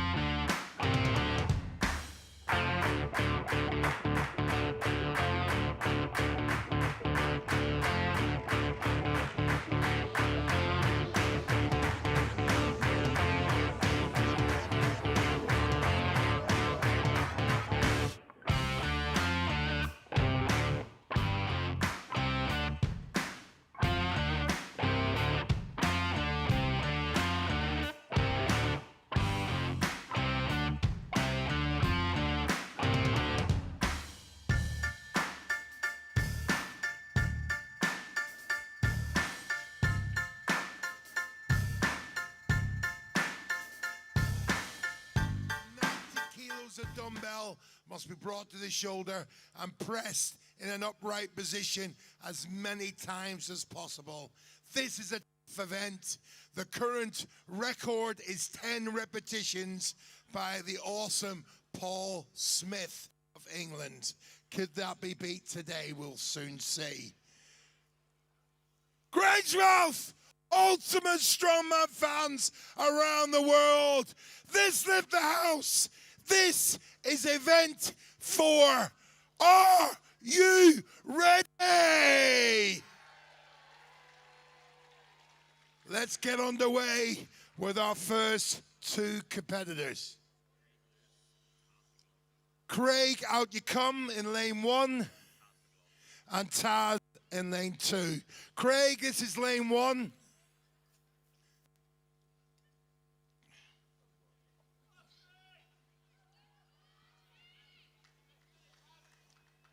Okay, guys, stand tall for the man.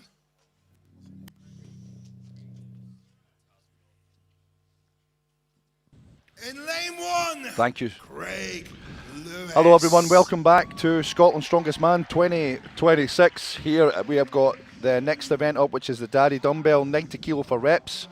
And joining me in the live stream booth, I have Jamie Kleiman here, the last year's podium finisher, 3rd place finisher, who's going to be representing Scotland at UK's Strongest Man in a couple of weeks. Hi Jamie. Hello mate, how are you? I'm good, my friend. So what you're witnessing now is 2 of our athletes attempting the Daddy Dumbbell. This is a huge dumbbell, it has to be pressed overhead, £200 in old money, and unfortunately both of these guys are not huge pressers. Craig Lewis weighs the same weight as the dumbbell, and Taz has called it a day as well. We're going to see a few guys zero this dumbbell, unfortunately, but the guys that are very much in the mix for the title will be doing some good reps. We're going to see big reps coming out here. Crozier, Beef, Loosemore, good lad. Ross Nedden's a good presser, Scott Milne a good presser. I think my man to beat at this will be Scott Loosemore. Scott's phenomenal strength, phenomenal dumbbell presser. Callum Crozier used to have the British record in the dumbbell. So we're going to see some big shoulder power here. So coming out now, we have Scott Loosemore. So let's see, he will set the mark here, I think. Scott won the dumbbell in the qualifier for Scotland's Strongest Man, is that right? Yep, he did. It was the Thomas Inch dumbbell, 78 kilo, and he pressed it for absolute fun, Jamie. The handle on this looks massive. It's about 3.5 inches, is that right? Yeah, Glenn likes to make everything daddy sized, as he calls it, so the dumbbell in this is a lot bigger than even a conventional monster or circus dumbbell. Now, a few of these guys have used this dumbbell before. We used it in Scotland's Strongest Man about 3-4 years ago, so Beefy and Callum and so on have got first-hand experience on it. But right now you're watching our Masters lifter here, Martin Biff McGimpsey, I beg your pardon. Just throws it up the shoulder like it's empty. First rep, bang, down. Bang. Here we go. I think Martin's not even going to attempt it. He knows it's out with his ability. Just sliding back there in Scott's hand. That was the girth of the dumbbell was the problem there. That was the handle. To get that balance in the hand before you can dip and press it. Yeah. See the brace.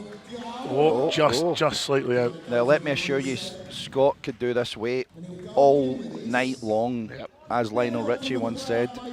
But the dumbbell handle, the thickness of it is throwing him off. It needs to be perfectly balanced when you get up into the rack. Before you dip, if it's even slightly out, when you drop your knees to then power back up, it's going to move and it's going to throw you off balance, which is what we've seen for Scott a couple of times there. It's nice and balanced on the dip. Struggling to stabilise it there as it gets overhead. This is frustrating him. See, you can see that there though. He dips down, it's nice and solid. He comes up, it's slightly offline, which means when it gets to the overhead position, it wants to move out from his hand. We've seen some really surprising performances today. I had Scott Loosemore down for half a dozen reps with us. See, the guys with more experience, like Beef's done this at UK's, he's done it at Scotland's more than once. I think that Beef, Crozier, they're going to have that experience benefit. They're going to do really well at this. Scott before the arm over arm was sitting in 3rd place. Then he was looking like a dark horse for the podium, and he's had a pretty disappointing arm over arm, and then that will have really frustrated him. He is an absolute monster in the press. You know what they say though, it's not about how you start, it's about how you finish. Yep. Yeah, and it's all one doing it in training. You've got to do it on comp day, but I must say I've been really surprised. Beefy's performance in the fishing pole, Andrew Goodlad in the tyre. Yeah, the weather's not helped. Okay, listen, you're enjoying the competition so far, ladies and gentlemen. Scotty Loosemore. Yeah, that's a really surprising one for me. I think he just couldn't quite get that balance right, so as it got to the rack, it just wasn't quite there. You saw that first rep, he just snapped it up like it was nothing. Absolutely effortless. We might see if I think Ron Young will play this safe. I think he's going to go for 2 or 3 reps. He's going to take his time between each one. He might not try and bring it back to the shoulder. He can definitely press the weight. The question is whether or not he can balance it and get that dip proper. Yeah, remember as well, he's about to do this with a torn hamstring. So Harvey McCauley as well, he knows this is outside of his wheelhouse. He's not even going to attempt it. He's just going to stand there and support Ron. Yeah, Harvey struggled at the dumbbell in the qualifier, and it was 12 kilos less. So he knows it's not. This hamstring is going to really hinder his ability to dip and drive, isn't it? Yeah. Ron's a good presser though. He's always there at about. Great log presser. That's impressive. With a torn hamstring to get a single rep. There we go. He's put it down. He's going to reset. He's going to use all his time. Very smart. That's why I knew he stayed in the comp. He pulled out and he went, no, I want to play on the dumbbell. Yep. So, no, fair play to him. Fair play. It's the 4th of 5 events today. Ron Young just refusing to back down from an injury. Let's see, can he get another one? What do you reckon? If he gets it into the rack position, he's definitely got the shoulder power. You seen that last one? A lot of that was just strict press power. Yeah. Oh, just slightly out there. It must be a honking dumbbell to use, man. I think a normal dumbbell, you can kind of adjust it. You can use your grip to move it around, bully it a little bit. But with this, if it's slightly off, you're completely done. I tell you what, by the way, 3 reps could win this competition, Jamie. Ross Snedden got big, powerful legs. I'm just looking at the lineup here. Scott Fraser, I think it might just be slightly outside of his. I don't think Scott's got one in him, and I don't mean that in any disrespect. Andy Goodlad, I've seen press well over 100 kilos on a normal loadable dumbbell, but this isn't a normal loadable dumbbell, so we're going to see how that affects him. Callan reckons if he can get it up to the rack position nice and comfy, he can press it. That's Callan Sinclair there on your left. And Ross Snedden, like I say, pressing power, he's definitely up there, but we're going to need to see how he does with getting it up into the rack and getting it nice and comfortable. If you watch just behind him in the shadows, you've got Scott Millen there, who's now, as we stand in the overall points, Callum Crozier's main rival. And getting a rep with this dumbbell will be huge for Scott. Yeah. Scott will need a rep, as will Liam Goldie. If Liam Goldie's got any ambitions to make it to UK's strongest man or even podium, he really needs to sneak a wee cheeky rep out of this from somewhere. I think you might be right. Yeah. Ross getting up there, managed to bully it up onto his shoulder. So does Callan. Both of them reaching the rack at the same time, getting the elbow jammed underneath the dumbbell. Can they get the balance point right for when this dip goes down? See him pushing his elbow there so it's in line with the dumbbell. Takes that big breath in, he's going to dip here. No, just doesn't quite have it. You can see it moving off the line there as he dips. That's not there. He knows it's just out with his ability. You have to remember as well, like people at home might not appreciate you're using so much energy to get that up to the shoulder and get it balanced. It's a huge dumbbell. Remember, folks, this is £200, no money. This is the same weight as one of our athletes, Craig Lewis. This is like the equivalent of grabbing Craig Lewis and pushing him above your head with one hand. I think you might be right. Like, I think we're going to see a bit of a shootout here, aren't we? It's going to be Beef coming out. Basically, they're going to have to just do as much as they can do because they're not going to be able to take anything for granted. They're going to want to set a marker there for Crozier, and Crozier's going to want to set a marker for Beef. Beefy's too many points behind to not give it full everything. Yeah, he's a good presser. He's pressed this dumbbell before. I've refereed him pressing this dumbbell, as I have Callum. So when they were silver, so I know he can press it. Scott Millen was unfortunate not to press it the last time when I refereed him 3 years ago. So Scott Fraser out on his own here. Interestingly, opting for the singlet when most of the guys have gone with the t-shirt. That'll make it a little bit more slippy on the shoulder, but he's clearly made this decision. Liam Goldie's there as well. Yeah. So Scott Fraser, Liam Goldie, 2 previous podium finishers at Scotland's Strongest Man? Not quite. Liam's been fourth, He's almost been at podium. UK's Strongest Man. But yes, this is a big ask for Liam. Liam's one weakness is his overhead, but he's practiced this incredibly hard. If he gets this, it's huge. You see Liam slightly leaning over the side there to bring that centre line across the dumbbell. Scott Fraser gets a single rep. That's brilliant. Liam just taking his time to get that balance, and he gets 80% of the way there. He just needed to get that elbow through. Scott Fraser getting a rep was very against the narrative. I mean, I felt for Scott, like, no offence to Scott, I felt it was just slightly outside of his range there, but I think if Liam can get this up to the shoulder a little bit more efficiently. This is Liam's day in the next 30 seconds. This defines his performance. Oh! If the last rep was 80% of the way there, that was 9. Oh, and Scott Fraser with a second good rep. He's going to be setting himself with really good points for this. Right, Liam's got one more bite of the cherry here. If he zeros this is going to have a huge impact in his performance, his overall performance. I honestly think he's gave it as good as he's got. He's not the biggest overhead. He's trained for this for months. This brace in here. Low dip. Oh no. Scott Liam's Fraser just so narrowly unlucky. missing out on the third rep there. Liam was so unlucky, and Scott, what a performance. Never in my life have I seen Scott Fraser take the lead in a pressing event. No. So well done, Scott Fraser. Credit 2 where reps there credit for is Scott due. Fraser and 0 for Liam Goldie. Really close there for Liam though. I think, like I say, both of those reps, 80-90% of the way there, just struggling to get that last little bit of lockout. See, one rep would have gave him huge points there. Now he's getting into the stones. Every single athlete that reps this has got a huge advantage over him now. So here we've got a mix of old money and new blood. Chris Beetham, former Scotland's Strongest Man, second place at UK Strongest Man. He's competed all over the world. He's got a really good heritage in strongman. And Andrew Goodlad, who relatively new to the national scene. He's a rookie at the open level, yep. But he's an absolute phenom. He's here about strength, but Andrew's athletic. He's got the athletic ability to go the distance, and I think we're going to really see here, if he wants any chance of being able to get on that podium, or he wants any chance of being able to go to UK's Strongest Man next year, he's going to have to do something here.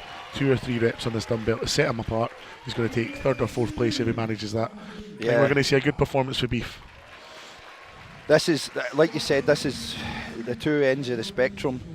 But it's how Andrew adapts to this dumbbell. Can he adapt and account for the variables of it within Easy up seconds? to the shoulder for both these men. Andrew will shoot first. Bang. Both men getting a single rep. Did Goldie get that? Beefy get that rep? I believe so. Yeah, 2. He took it back to the shoulder. Wow. This one for the lead then. This one for the lead for the former champion. It's that elbow, how quickly it snaps through. There's so much power there. Looking gorgeous. Andrew Goodlad down for the second one. He gets it. 2 reps for Andrew Goodlad, and he's got time to get a 3rd. It's nice for the crowd to see that this dumbbell can actually be done after we've seen Chris essentially about 3 reps in the whole competition so far. There we go. That's 5 for Beefy. Andrew Goodlad cleans it back to the shoulder. Beef looking at the crowd, he says, do you want one more? Andrew Goodlad getting it secured, he's about to dip and go for the 3rd. Brilliant press by Andrew Goodlad there. Really well there to take his time, not to rush it. Beefy puts it back to the shoulder, trying to get the balance. I really keep saying to myself, Jamie, if Andrew Goodlad hadn't had a howler in the tyre, God knows where 4 reps for Andrew Goodlad. Yeah, God knows where he'd be sitting at right now. Oh, so I actually had gone, people had asked me what my predictions were, and I said that if Andrew Goodlad had the day that I know he's capable of, he could have won this. Yeah. Like I say, that athletic ability really just takes him a long way. He'll do well on the stones, but unfortunately that tyre performance will have cost him massively. Cooked his goose. He will be thinking, what if? You looked very much in control there. Yeah, I've been training this really hard. I think with my experience with Ultimate Strongman, I've had my hands on this 3 or 4 times, so I knew what to expect. I had a wee chat with my missus this morning. She says, what are you aiming for, 2 or 3? I was like, nah, I want between 5 and 8. So we got it. Well, 5 and 8 it was. It was 6. That's good. That's absolutely fantastic. Competition. We're at the business end now. Scotland's Strongest Man. He's got a kind of ring to it. Are you looking to add that for 2026? Absolutely, but realistically, I'm not the best in the stones. So we'll just have to see what happens. Well, listen, I think you're trying to put him into a full sense of security. Ladies and gentlemen, Chris Beetham! So Beef there has set the marker down for Crozier. Crozier, we know, very capable at this dumbbell. He's a former record holder on the dumbbell press. He'll be looking there. He knows he's got to get 6, so he'll be thinking in his head, what's the pace I need to go out at? I don't need to go out. I don't need to go 100%. I just need to go quick enough to get 7 reps here. You know, Scott Milne, good presser, but I don't think he's going to be challenging Beef here. He'll be looking to slot himself in. 2-3 reps is really good points. I honestly think if I was Callum Crozier right now, I would do 3 reps. Take the points. I would take the points because he's still got a big enough gap. I think he's coming in with 10, 11 points ahead of Beefy. You don't want to risk it and try and rush these. I don't think he should be a hero here. I think he should. I think he should do 3 reps and walk away. Lose 2 points because I don't think Scott's got any more than a rep in him. This is huge though for Scott's. About to find out who will win the Cerberus Strength Daddy Dumbbell Press. I would love to see Scott Milne get at least a rep here to keep his podium place. Aye. Scott Milne had a good performance today, considering as well he's been plagued with injuries for the last year or so, maybe 2 years. It just shows the resilience that Scott has, his ability to continue to come back and push himself. He's been in the sport a long time, well over a decade. There's not many people. Yeah, I carried him off the field when he tore his Achilles 2 years ago. So we'd love to see him get a podium place here. Yeah, there are not many people that can kind of fall like that and continue to get back up. Both men up into the rack pretty easily. You see Crozier turning his body, gets that rep. I think he's fortunate to get that one there. It kind of came away dead quick. That was unlucky. Rep number 2 for Crozier, brings it back to the shoulder. Rep number 3 looks at the referee and he gets it. See Callum Crozier really opening up his body there in the press. Scott Milne up in the rack again. Takes the brace, the dip, gets the rep. That's huge for Scott. He knows that. He knows that's huge. That's going to get him double-figure points. 3 for Crozier so far, so you might end up, like you say, sitting in that 3-rep territory and being happy with that. He's in a position where he doesn't need to win. If he goes 4, he ties Mandy Good Lad. Yeah. I don't think he does. He certainly doesn't need 7 reps. He's in a very fortunate position in the overall placings. That's not to suggest that he could. Yeah, Scott Milne did what Liam Golding needed to and get a rep, and that's huge for Scott. That should keep Scott. I think that should keep Scott in the podium positions going into Stones. Crozier so close with both of them. There you go. So Chris Beetham wins the Cerberus Strength Daddy Dumbbell Press. Chris Beetham's won two events now today, and he's the furthest off the points he's ever been getting into the Stones. It's just crazy. Chris Beetham in first place in that event, then Callum Crozier with 5, Andy Goodlad with 4, and then a sort of smattering at 3, 2 and 1. A few men 0 in it, but we're not surprised by that really. How many years have you tried to lift that daddy dumbbell? Nearly 10 years. And what have you just done today? Finally got a rep in that daddy dumbbell. Yeah. Yes! Ladies and gentlemen, this is truly the Braveheart, Scott Milne. Give him a round of applause. Okay, I'm with Callum Crozier now. 5 reps. You look very happy. You chose a beefy technique. I hope you don't mind me referring to it as that. Yeah, like I've been practicing that training and I was ready for it. Just the very last one, I didn't quite rack it right. Didn't get in the right position. And that very last rep, I just rushed it. Well, the last rep was a strange one. You sort of, you didn't even line it up. You just went for it. It wasn't right on my shoulder. I knew it was like, I just need to do something. But well, you did something. Yeah, I did something. But I'm happy with that. Like, I've consistently been top 2 all day. And consistency is what gets us those wins. Our consistency is key in strongman, that's for sure. You are Scotland's strongest man 2025. Will you be adding 2026 to your titles? We'll soon see. We'll soon see. Callum Crozier, ladies and gentlemen. Ladies and gentlemen, the time. Here we go. Yep. So, unfortunately, guys like Taz, Liam, Ross Snedden, Harvey McCauley and so on really dropped some massive points in that event. Ronald Young and Scott Milne got some big points with a single rep. So that then drops Liam all the way down to 8th. Ronald Young is now ahead of him. Scott Fraser is now ahead of him after his fantastic performance with 2 reps. Scott Loosemore's dropped to the pace a little, and now Goodlad is, after a howler of a first event, is chasing a place in the podium. But that podium looks pretty locked in, to be fair. It looks like it's going to be Chris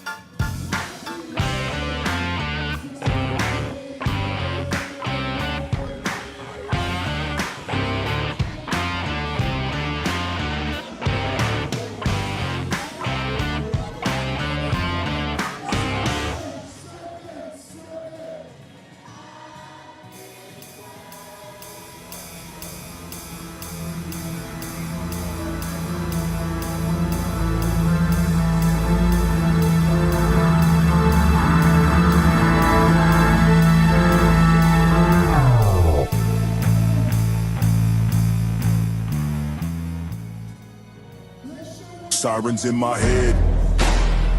Red tape, boots tread. One breath, jaw clench. Whole world on the edge. This that impact, crash, bang. Every step makes walls shake. Heartbeat like a war drum. Say my name, the ground breaks. This that impact, crash, bang. Turn a whisper to a quake. If I move, the sky falls. When I drop, the earth quakes. Yeah.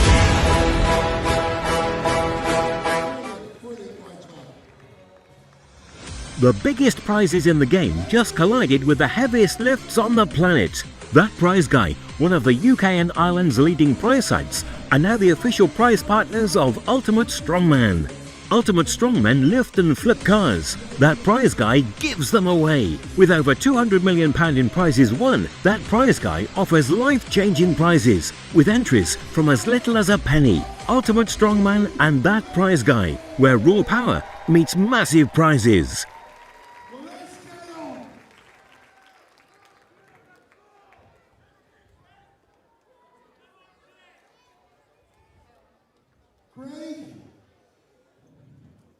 Swap lanes, please. You're in the wrong lanes, lads.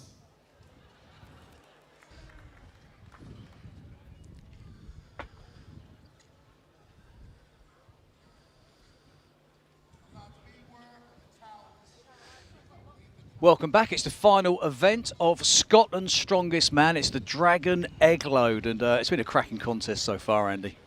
Oh, what a year. What a year we have had. This has been dramatic, to say the least.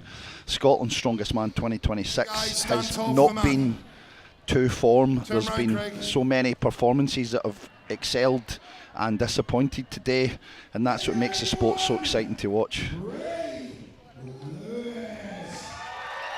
So out for the final time today, Craig Lewis, lightest man in the competition, still smiling. He's had a good day. Loved every minute of watching him. He's a fantastic athlete. Lightest guy in the competition. Lighter than the dumbbell the guys were just pressing. Which is crazy. And Callan Sinclair, youngest competitor here, alongside him. So they've got to pick up the stones. They're 100 kilograms, 110, sorry, 120, 130, 140, and then 150 kilograms. Got to pick them up, take them to the yoke, toss them over the yoke, and then move on to the next one. Yeah, these stones are called Dragon Egg stones, and they're made by a company called Atlas Endurance. They're their own creation, and I think they're just fantastic. They're really nice to see, really tough to train on, really good to watch. And makes a difference from the conventional Atlas stone. The guys aren't allowed to use tack either, so they are very difficult. As I say. So he's got it up, that's stage one, but now he's got to get it over. Geez, that yoke's high. It's high, especially when you're short. Yeah. Well done. Oh, that's great. What a guy. Take a bow. Craig Lewis, 41 years of age. Tiny little man in comparison to the rest of these monsters. 100%. And he's had a blinder. He's not put a foot wrong all day. Gave it everything he had in the arm over arm. Gave it everything he had in the dumbbell, and the rest of it he's held himself really well. That's definitely a tall person's event, especially when you get to the yoke. You know, height's going to be a massive advantage, isn't it? Yeah, it also helps to have that large wingspan to get your arms round the stones. But you know, listen, both these guys have done really well. And I hope they've thoroughly enjoyed the experience of representing their gymnasiums and their families here at Scotland's Strongest Man. Fantastic performances for both of them within their abilities. One's a junior, just a baby in the sport. The other one is a weight category athlete lifting in the open. So they should both be very proud, as should all their families. Oh, 100%. So is the technique different to your conventional Atlas stone? You mentioned no tacky allowed, so obviously grip is certainly going to play a factor here. Yeah, I think it's really important. This is one of the things that I'm really passionate, and that's what I still am to a certain extent, no bad at doing. But I feel these are more like lifting natural stones, like the manhood stones in Scotland, because you have to have really strong wrists. So with Atlas stones, your wrist isn't really that involved because you're stuck to it. So as long as you've got good adhesion with the tacky, it's your back and hamstrings. But with this, you've got to kind of lock it in with your forearms and your wrists. So as you lift it, you can only lift as strong as your forearm and wrist allows you to do so. So it is a slightly different technique. And obviously, if they're only using chalk and it's wet, that chalk disappears pretty fast. It's a tough event. It's much harder than Atlas Stones. Yeah. Much harder.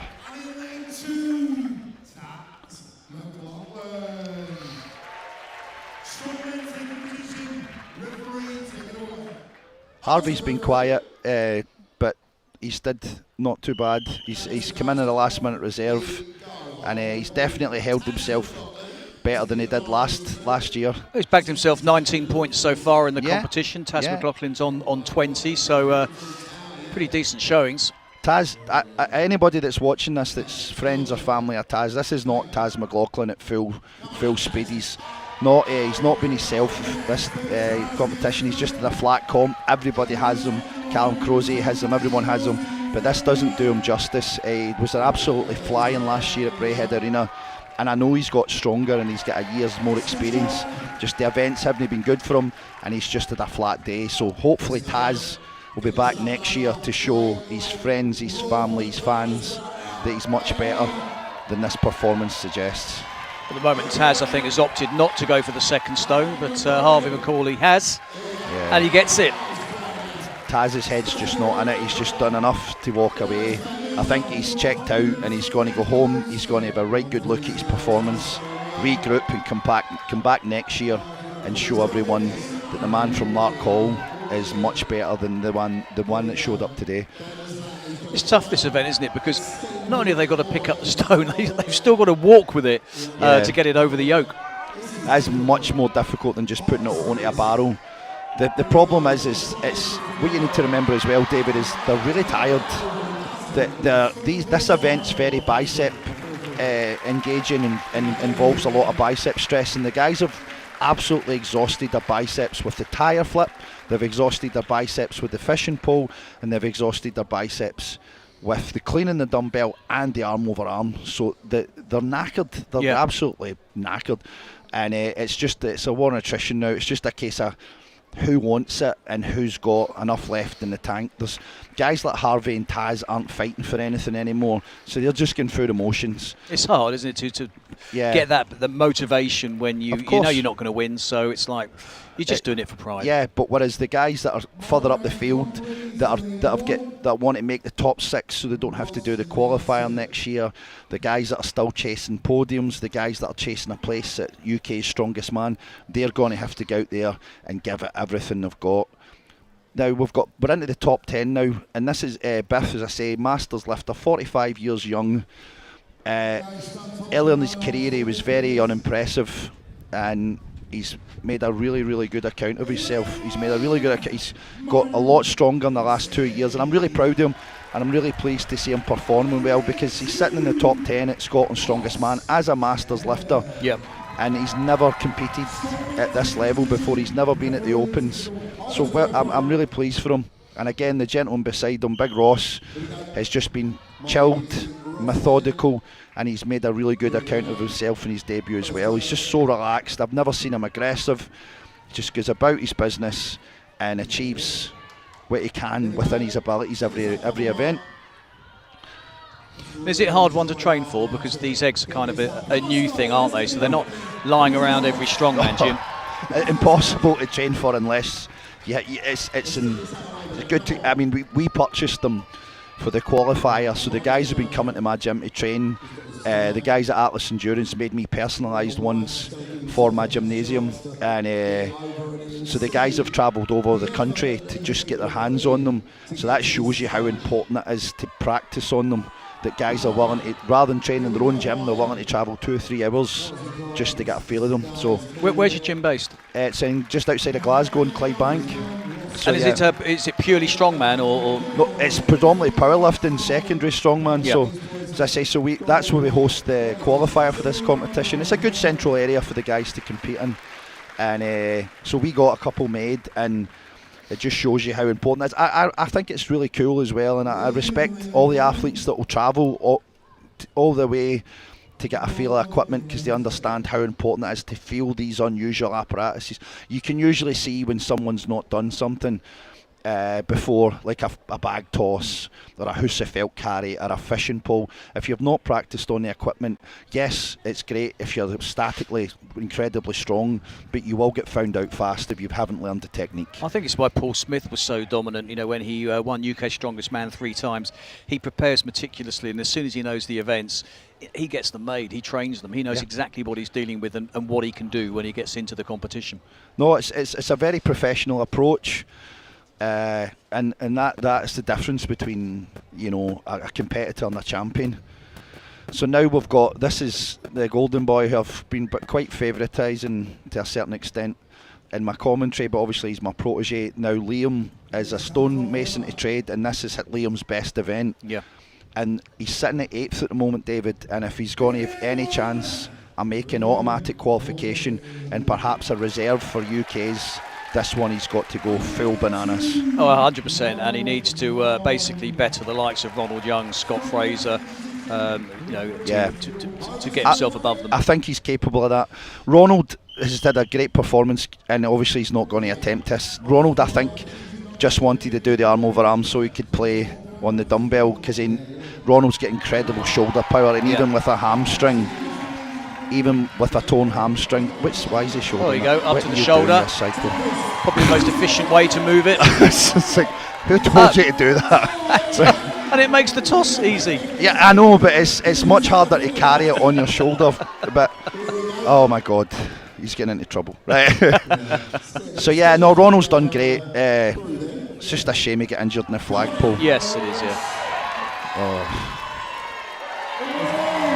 This isn't showboating, this is just straight out stupidity. But it's working. Yes, yes. Right, you need to go. Right, but hey, listen, the crowd's loving it. The crowd's loving it. Exactly. He's a good boy, Liam. He's a great stone lifter. When you're lifting stones all day, David, this is his bread and butter, you know. Yeah. Stonemason to trade. A very good stonemason as well, very talented. So this is the 130 kilogram stone. Needs more chalk. Hasn't got much there. You need to remember as well, David, they've been sitting out in the rain all day. Yeah. So they're soaking, and the rainwater makes them heavier, obviously. So, come on, Liam. If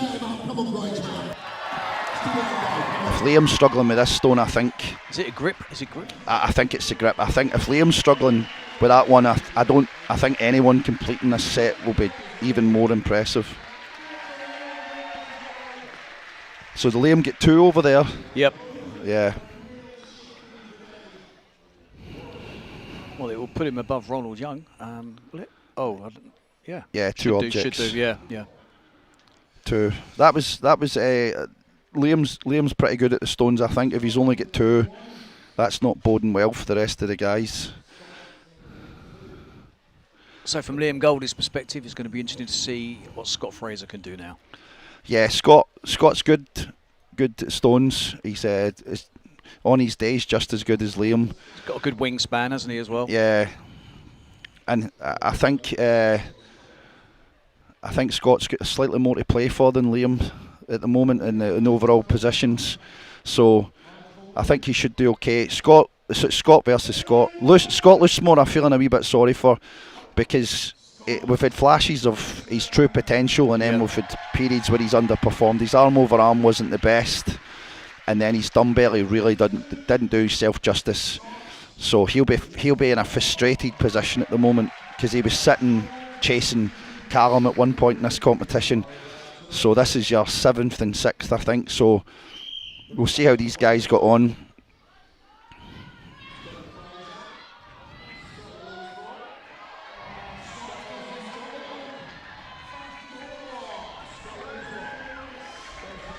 So that's 1 apiece. Both these guys need to just put this second one over in relatively quick time, and that takes Liam's performance out of the equation. So that's 2 and 2. Yep.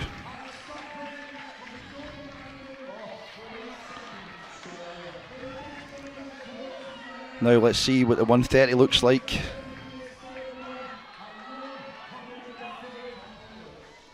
definitely a much tougher stone than 130. It is, yeah. It's markedly so, but Scott Loosemore's got it. It's looking good. Tall man gets it over, no problem at all. Scott Fraser's got it as well.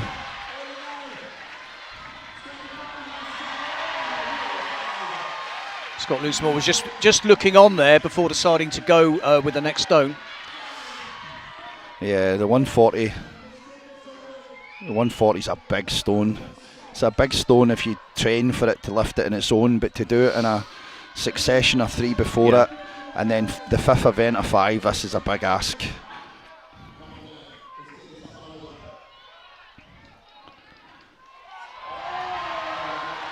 Oh, he's got it up. Can he get it over though? Oh, that there is synonymous with Scott Loosemore's day. That just sums up his day. He'll be back though. He's one for the future, David. Yes. He's a potential winner in the next two or 3 years if he keeps progressing the way he has. It's been good seeing all these new names actually in this talent in Scotland coming through. Yeah, we've got some guys that are on the periphery are becoming really good athletes. Now we've got the good lad, the man that I mentioned was a dark horse to possibly win this. I described him as the next possible Tob Stolpen, and he had an absolute honker of a first. Quite fat and unfit, so the least clean's better. Listen, you seem to entertain the crowd. It's your first strongman competition with Ultimate here. You've got a big crowd in front of you. It's a fantastic place to come. We call it the home of Scottish strongman. For you, what has this crowd been like today? Absolutely brilliant. Do you want to come back soon? When I come back next year, I'll win that title. There you go. Fighting talk. Scotty Loosemore, ladies and gentlemen. Well done, mate. It's interesting because there's a big crowd, and I mean, for years, strongmen, and not just in Scotland, we're competing in gyms and things like that. But now, with more and more events in big stadiums, makes a big difference to an athlete, doesn't it? Of course, yeah. I mean, one of the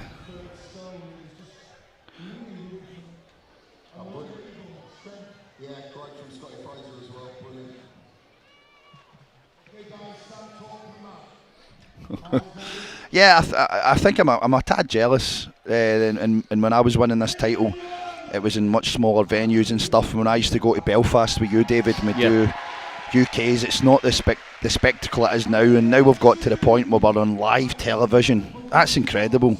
What Ultimate Strongman have done for Strongman in the last 10 years is absolutely incredible.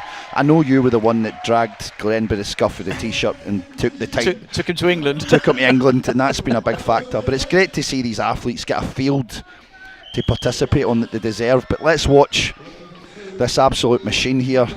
These two machines, this is essentially the battle possibly for second place. So Andrew Goodlad's got the first stone over. Scott Mullen's slightly slower, but he's got it over. But Goodlad's motoring, isn't he? Yeah, really motoring. He's an athlete. That's two stones over. That's if he gets this third stone over, I'm pretty sure. Oh, maybe it's the third stone on that side, and that's Liam Goldie's excuse. But if he gets this third stone over, he should be in a favourable position. Scott needs big points here. He does, yes. Scott needs to stay on that podium. Come on, Scott. Fraser's, I beg your pardon, Andrew Goodlad's did 3. Scott Mullen needs this second stone over. If he doesn't get this could be a disaster that could take Andrew Goodlad onto the podium. Come on, Scott. Oh, he can't. He just can't roll it up. Oh.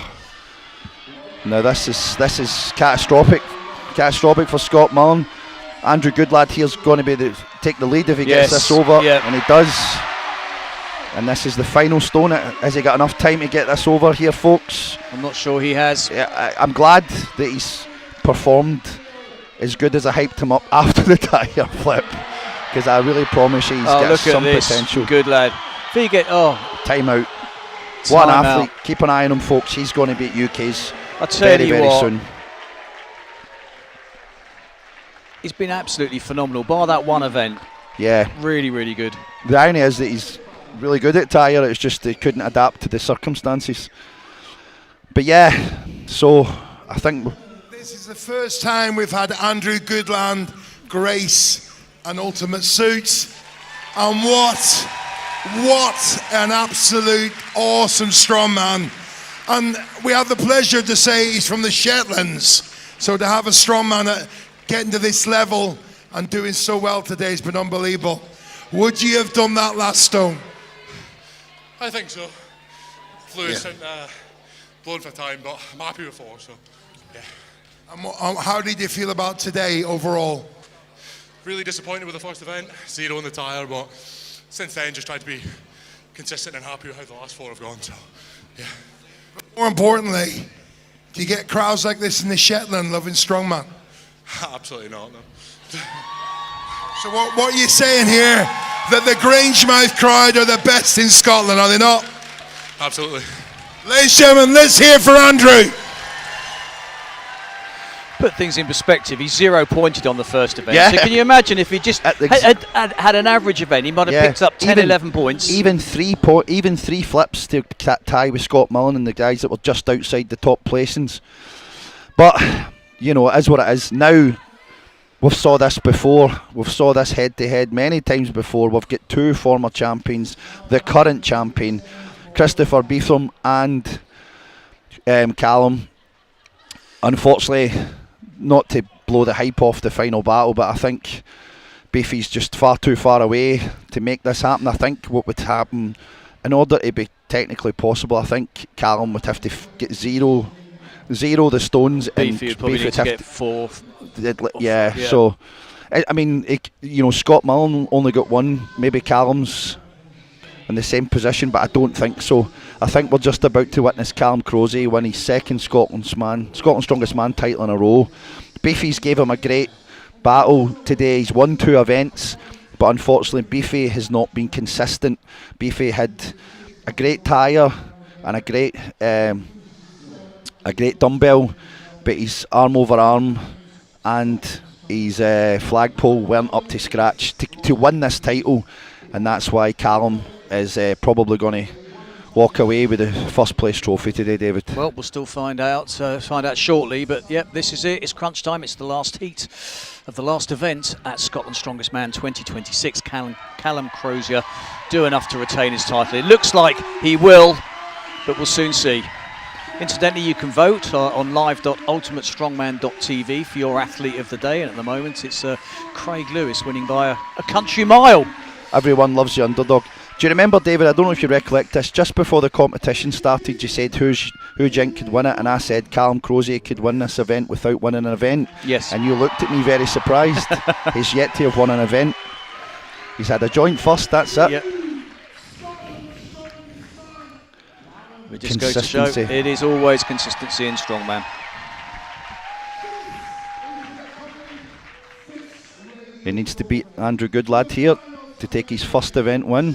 And he could be the first ever Scotland's Strongest Man to win the competition without winning an event overall. Oh, there you go. Yeah.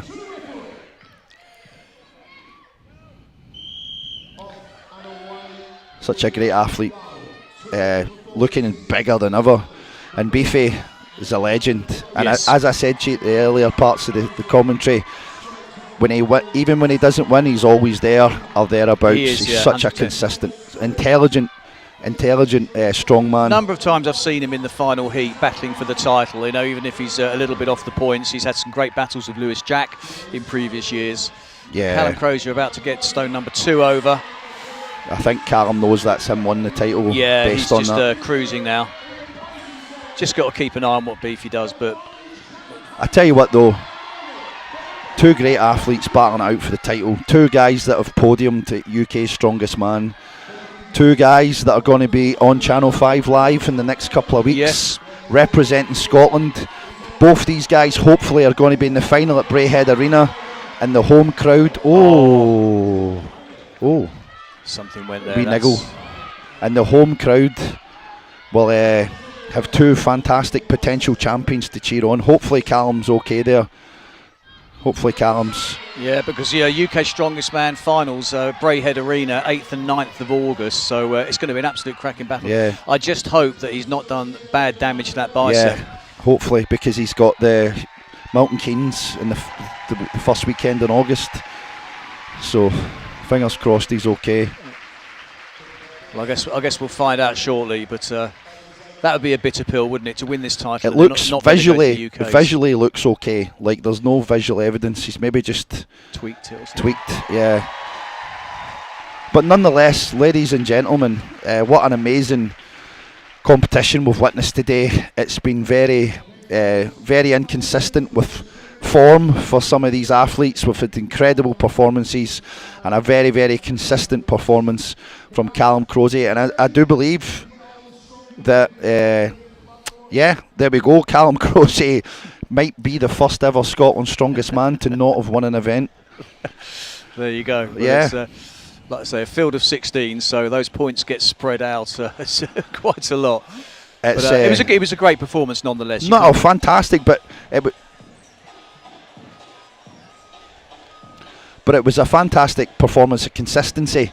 The difference between Chris Beetham and Andrew Goodlad and Callum Crozier was the day that Callum Crozier never dropped out of the top three in anything. So anybody that's watching this competition and going, I'd like to be there, I'd like to get into strongman, I'd like to perhaps compete at Grangemouth in the future, it just shows you that this strongman isn't about winning an event or being good at one thing. It's the consistency will always bring you the titles, and Callum Crozier today was the most consistent athlete. Well, let's find out. Let's look at the final leaderboard, and it's 74.4 points. Wins by 10 points over Chris Beetham. And look at this, Scott Milne. Scott Milne, hang on. He Half did. a point. Oh, well done. And no one deserves it more. Scott Milne on the podium.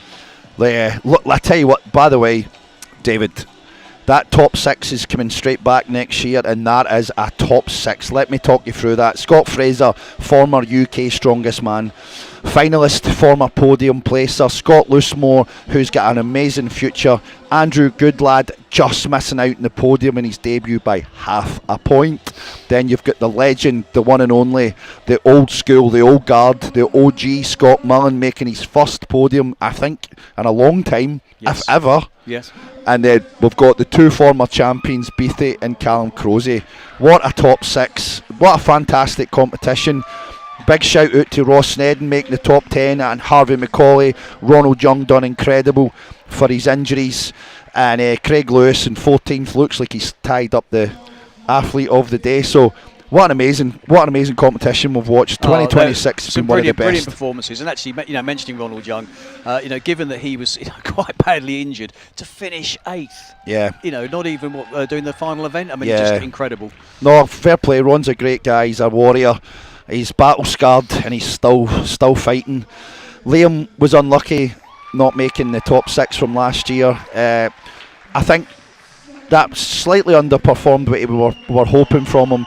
But it's just a tough field of athletes, and that 0 in the dumbbells which cooked his goose. But he's got a lot still to give in this sport, and that was a great top 16, honestly. So, assuming that Callum Crozier's not too badly injured, I mean, how do you think he'll fare at UK's strongest man? You've got the likes of Paul Smith and Andy Flynn, of course. There's some really good strongmen there, but Callum Crozier just getting bigger and better every year. I honestly think if Callum gets good events in the final that suit him, he can hang with anybody. And hold on a minute, let's not talk about Callum. Beefy was one keg away from winning it last year. So he was. Yep. And we all know that we want a Scottish winner in Braehead because the crowd will go crazy. So not to be biased towards the Welsh, the Irish and the English, but I tell you what, the Welsh, the Irish and English have got some pretty good lifters, good athletes themselves. So it's going to be a great UK strongest man. But Callum will be there. Callum will be there or thereabouts. There you go. The Warriors axe. Yeah, smiled all day. Can you imagine that? 41-year-old, 90 kilos, bodyweight athlete. And actually, he, more than anybody, looked like he really enjoyed it. Proud of him, very pleased for him. And once in a lifetime situation. The good thing was he came into the competition as a last minute. Was like he entered the competition at the last minute, and he probably 6 months ago would have never dreamed he'd have been in this position. Yeah. Look at his face; he's not stopped smiling all day. Yeah, that was great. It's good to see.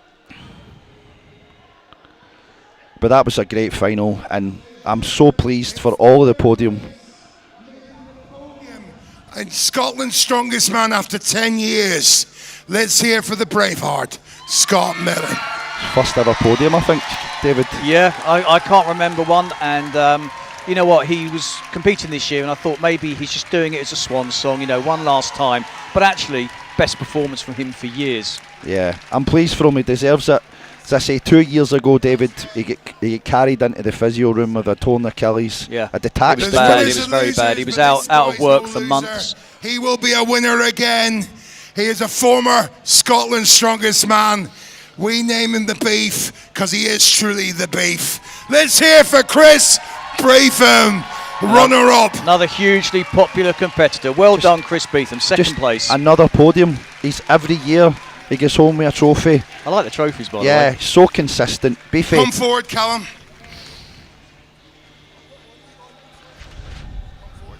And he's made it 2 in a row, which means he's only one behind Lewis Jack, who's passing the trophy to him. Right, lads.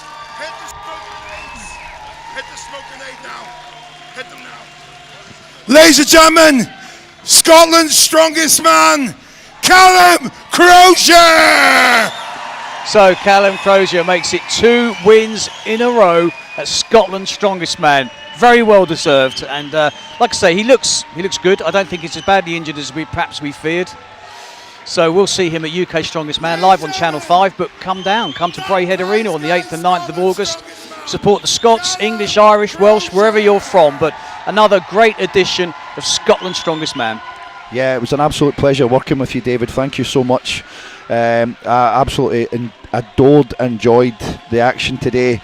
And like you said, folks, if you thoroughly enjoyed watching this in the live stream, get yourself on to the tickets, get your tickets bought for Braehead Arena and come and watch this in the flesh or on Channel 5 Live. We've got so much more strongman action for you for 2026, and hopefully we'll see you again soon. Thank you so much. Brilliant. From myself, David McConaughey and Andy Kearney, we hope you've enjoyed it as much as we have, and well, we'll see you soon. Sirens in my head, red tape, boots tread, one breath, jaw clench, whole world on the edge. This that impact, crash, bang. Every step makes walls shake. Heartbeat like a war drum. Say my name, the ground breaks. This that impact, crash, bang. Turn a whisper to a quake. If I move, the sky falls. When I drop, the earth quakes. Yeah.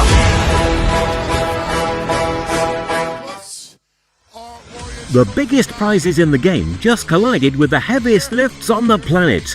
That Prize Guy, one of the UK and Ireland's leading prize sites, are now the official prize partners of Ultimate Strongman. Ultimate Strongmen lift and flip cars. That Prize Guy gives them away. With over £200 million in prizes won, That Prize Guy offers life-changing prizes with entries from as little as a penny. Ultimate Strongman and That Prize Guy, where raw power meets massive prizes.